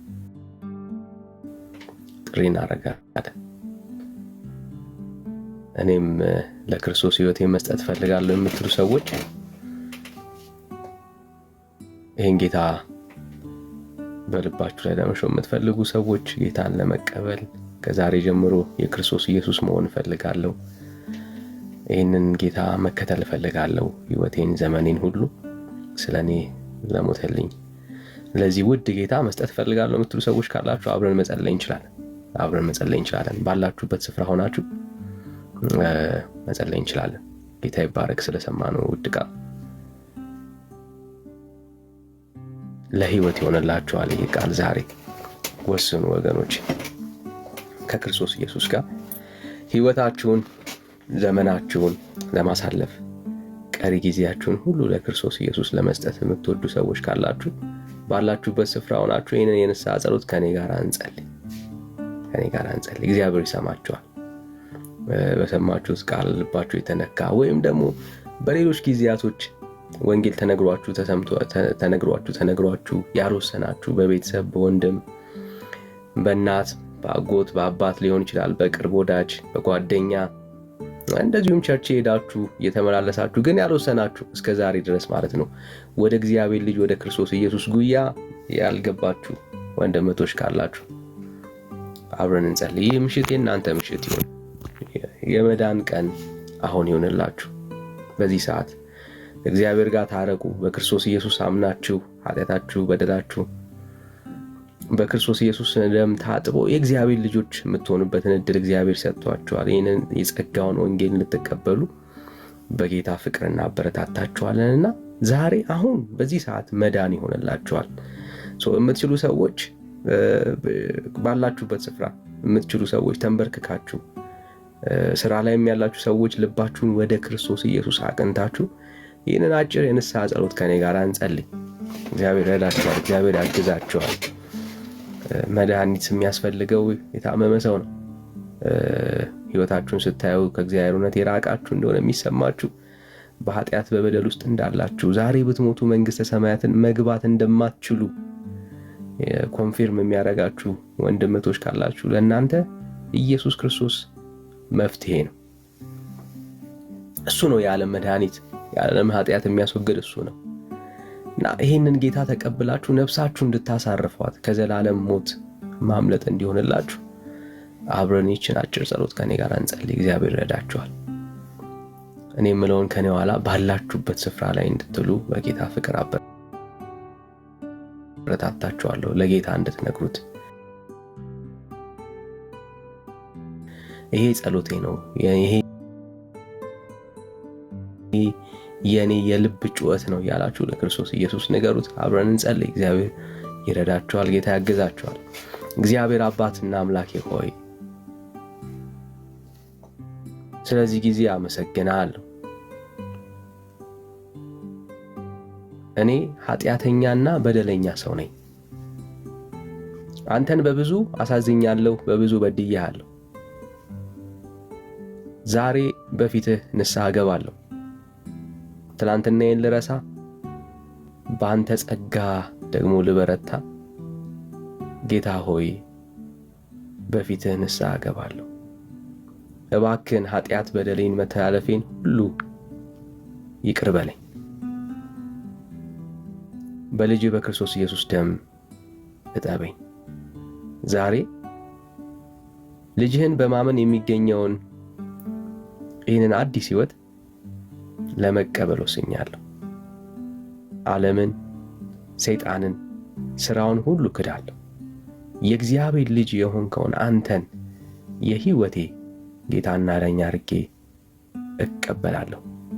እግዚአብሔር አባትና አምላኬ ሆይ ከዛሬ ጀምሮ በእኔ ሕይወት ላይ አንተ ብቻ ንገስ። ፈቃዴን ለአንተ አስረክቤ እሰጣለሁ። እግዚአብሔር አባትና አምላኬ ሆይ ከዚህ በኋላ ያለኝን ቀሪ ዘመኔን ሁሉ እንድትመራኝ፣ እንዴት መውጣት መግባት እንዳለብኝ አላቅም። እግዚአብሔር ሆይ አንተ እንድታግዘኝ እማጸናሃለሁ። ጸጋህን አብዛልኝ። ጸሎቴን ሰምተህ ልጅህ አድርገህ ስለተቀበልከኝ አመሰግናለሁ። ከዛሬ ጀምሮ አባ አባ ብዬ የምጮህበት የልጅነትን መንፈስ ስለሰጠኸኝ እባርካለሁ። በክርስቶስ ኢየሱስ ስም ጸለይኩኝ። አሜን አሜን። እግዚአብሔር ይባረክ። እግዚአብሔር ይባርካችሁ። ወንድምነት ተባረክ። ጸጋውን ከዚህ በላይ አትረፍርፉ፣ በአንተ ላይ ይግለጥ። እግዚአብሔር ይባረክ። ተባረኩ ወገኖች። ምናልባት ይህንን ጸሎት የጸለያችሁ ጌታን ለመቀበል የወሰናችሁ ሰዎች ካላችሁ በውስጥ አውሩን። ቁጭ ብለው ከስር በጣም እንደዚህ አይነት ሰዎችን አዳዲስ ሰዎችን የሚለቅሙ ሰዎች ስለበዙ ነው ይህንን ፊት ለፊት ላይ እጃችሁን አውጡ ምልክት ስጡን ምናምን ማለት ያቆም ነው። ለእናንተ ጥንቃቄ ስንል ነውና ብዙ ሰዎች ግን አሁንም አሉ የሚድኑ ሰዎች። ጌታ ይባረክ። እግዚአብሔር አምላክ የተባረከ አምላክ ነው። ይሄ ወንጌል ነፃ እንደሚያወጣ ይሄው ምስክሮች ነን እኛ። ወንድምነትን ብትጠይቁት በጣም ብዙ ሰዎች በውስጥ መስመር ያገኙናል። እዚህ ያሉ አገልጋዮችን አገኟቸው። ከላይ ጀምሮ እስከ ታች ድረስ ያለን እዚህ ያለን ሰዎች አገልጋይ ነን። በውስጥ መስመር አግኙን። 7 ቁጥር ጻፉልን ወይ ደግሞ ስልካችሁን አስቀምጡልን። አሊያም እኛም ካላስፈለግናችሁ ቸርች ዳይሬክት ሂዱ። ቸርች ዳይሬክት ሂዱ። በቃ ይችን ጸሎት የጸለያችሁ የወሰናችሁ ከክርስቶስ ኢየሱስ ጋር አብራችሁ ለመኖር የዘላለም ህይወት ተስፋችሁን በክርስቶስ ኢየሱስ አግኝታችሁ ከእግዚአብሔር ጋር ታርቃችሁ ክርስቲያን ሆናችሁ መኖር የምትፈልጉ ሰዎች ካላችሁ ቸርች ሂዱ። ዳይሬክት አገልጋዮችን የቸርች አገልጋዮችን አግኟቸው።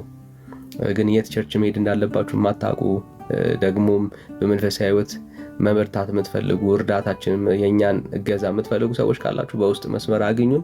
ስልካችሁን አስቀምጡልን ወይ ደግሞ 77 ቁጥር ጻፉልን። የኛን ስልክ እናስቀምጥላችኋለን፣ ጸልይላችኋለን። እግዚአብሔር ይረዳችኋል፣ ጌታ ያግዛችኋል።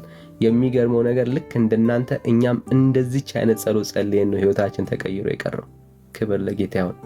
እግዚአብሔር ጸሎትን የሚሰማ አምላክ መሆኑን ያረጋገጥነው ይችን ጸሎት ጸልየን ነው። ይችን ጸሎት ከጸለይን ቀን በኋላ ህይወታችን እንደ ትናንትናው ሆኖ አልቀጠለም፣ ልዩ ነበረ።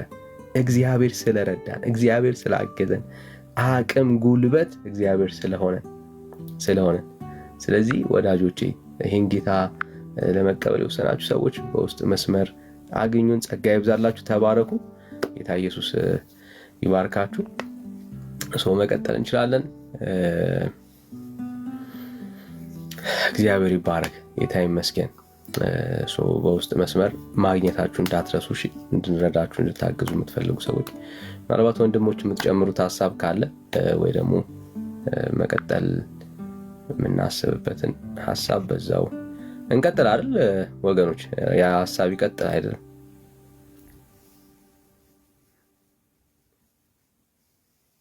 ወገኖች አላችሁ?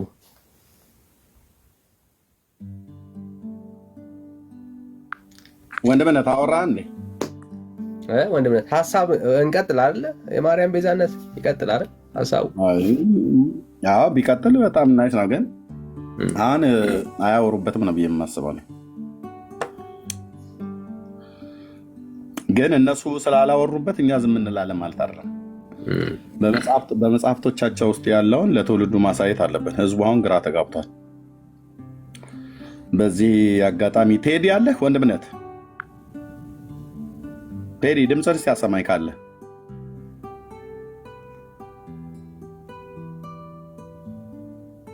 ታይቷል ማለት ነው። ወንድምነት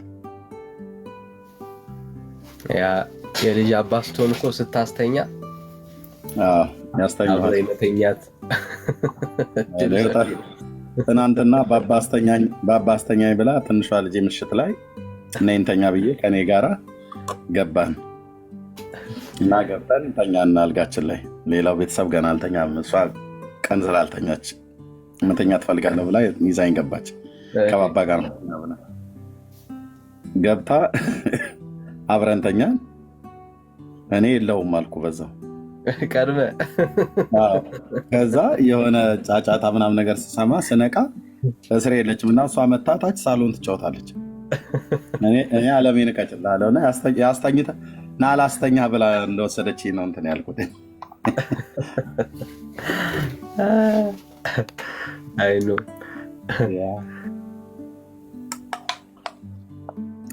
ጌታ ይባረክ። እሺ ስለዚህ አልደከመም። ስንት ሰዓት ነው? አልደከመም። 7 ሰዓት ሆኗል። ትከፍታለህ? እንምጣ አንተ ጋር ተኛ አይመስልህም? እሺ አንተ ከከፈትክማ ወንድምነት ዱላውን የሚቀበለኝ ካገኘው እኔ በደስታ ብራዘር እተኛለሁ። ዱላውን ለመቀባበል ያክል ነው ወንድምነት። ኦኬ ወገኖች እንክፈት ወይስ ታርፋላችሁ? እንክፈት ወይስ ታርፋላችሁ? እንክፈት ብለህ ይከፈት። ኦኬ በጣም ብዙ የሚወሩ ነገሮች አሉ። በጣም ብዙ የሚታዩ ቪዲዮዎች፣ የምንሰማቸው የምናሳያቸው መጽሐፍቶች በጣም ነው ያሉት ወንድሞች እናቶች። በጣም እሺ ተባረኩ። በቃ ስለዚህ ኑ እኔ ጋ መምጣት የምትችሉ ወንድምነት እንዲተኛ ኑ እኔ ጋ እከፍታለሁ። ጸጋ ይብዛላችሁ። እሺ ወንድምነት ይክፈት። ጸጋ ይብዛላችሁ። በጣም ወዳችኋለሁ። ግን የወሰናችሁ ሰዎች እንዳትረሱ፣ እሺ እንዳትረሱ። በውስጥ መስመር አግኙን፣ 7 ቁጥርን ጻፉልን፣ አሊያም አቅራቢያችሁ የሚገኝ ጤነኛ ቸርቾች ሂዱ። ክብር ለጌታ ይሁን። በቃ ዛሬ ወሰናችሁ ብሩኬ አይቻለሁ፣ እግዚአብሔር ይባርክ፣ ኮመንት ላይ ተጽፋ አይቻለሁ። ያ ብሩኬ እዚህ አይደለም በውስጥ መስመር ነው ጻፍልኝ ያልኩ፣ ግን አገኛለሁ፣ ፎሎ ባክ መልሼልሃለሁ ኮመንትን ስላየው። ስለአንተ እግዚአብሔር ይባረክ። ሌሎቻችሁም ካላችሁ በክርስቶስ ኢየሱስ ዛሬ በማመን የሚገኘውን ይህንን ድንቅ ህይወት የጀመራችሁ ሰዎች ካላችሁ በውስጥ መስመር አግኙን፣ ጻፉልን፣ አሊያም ቸርች ሂዱ። በአካል ሄዳችሁ ጌታ ኢየሱስ ክርስቶስ ስለእናንተ ያደረገውን ይህንን ድንቅ የወንጌል ጀርኒ ንገሯቸው።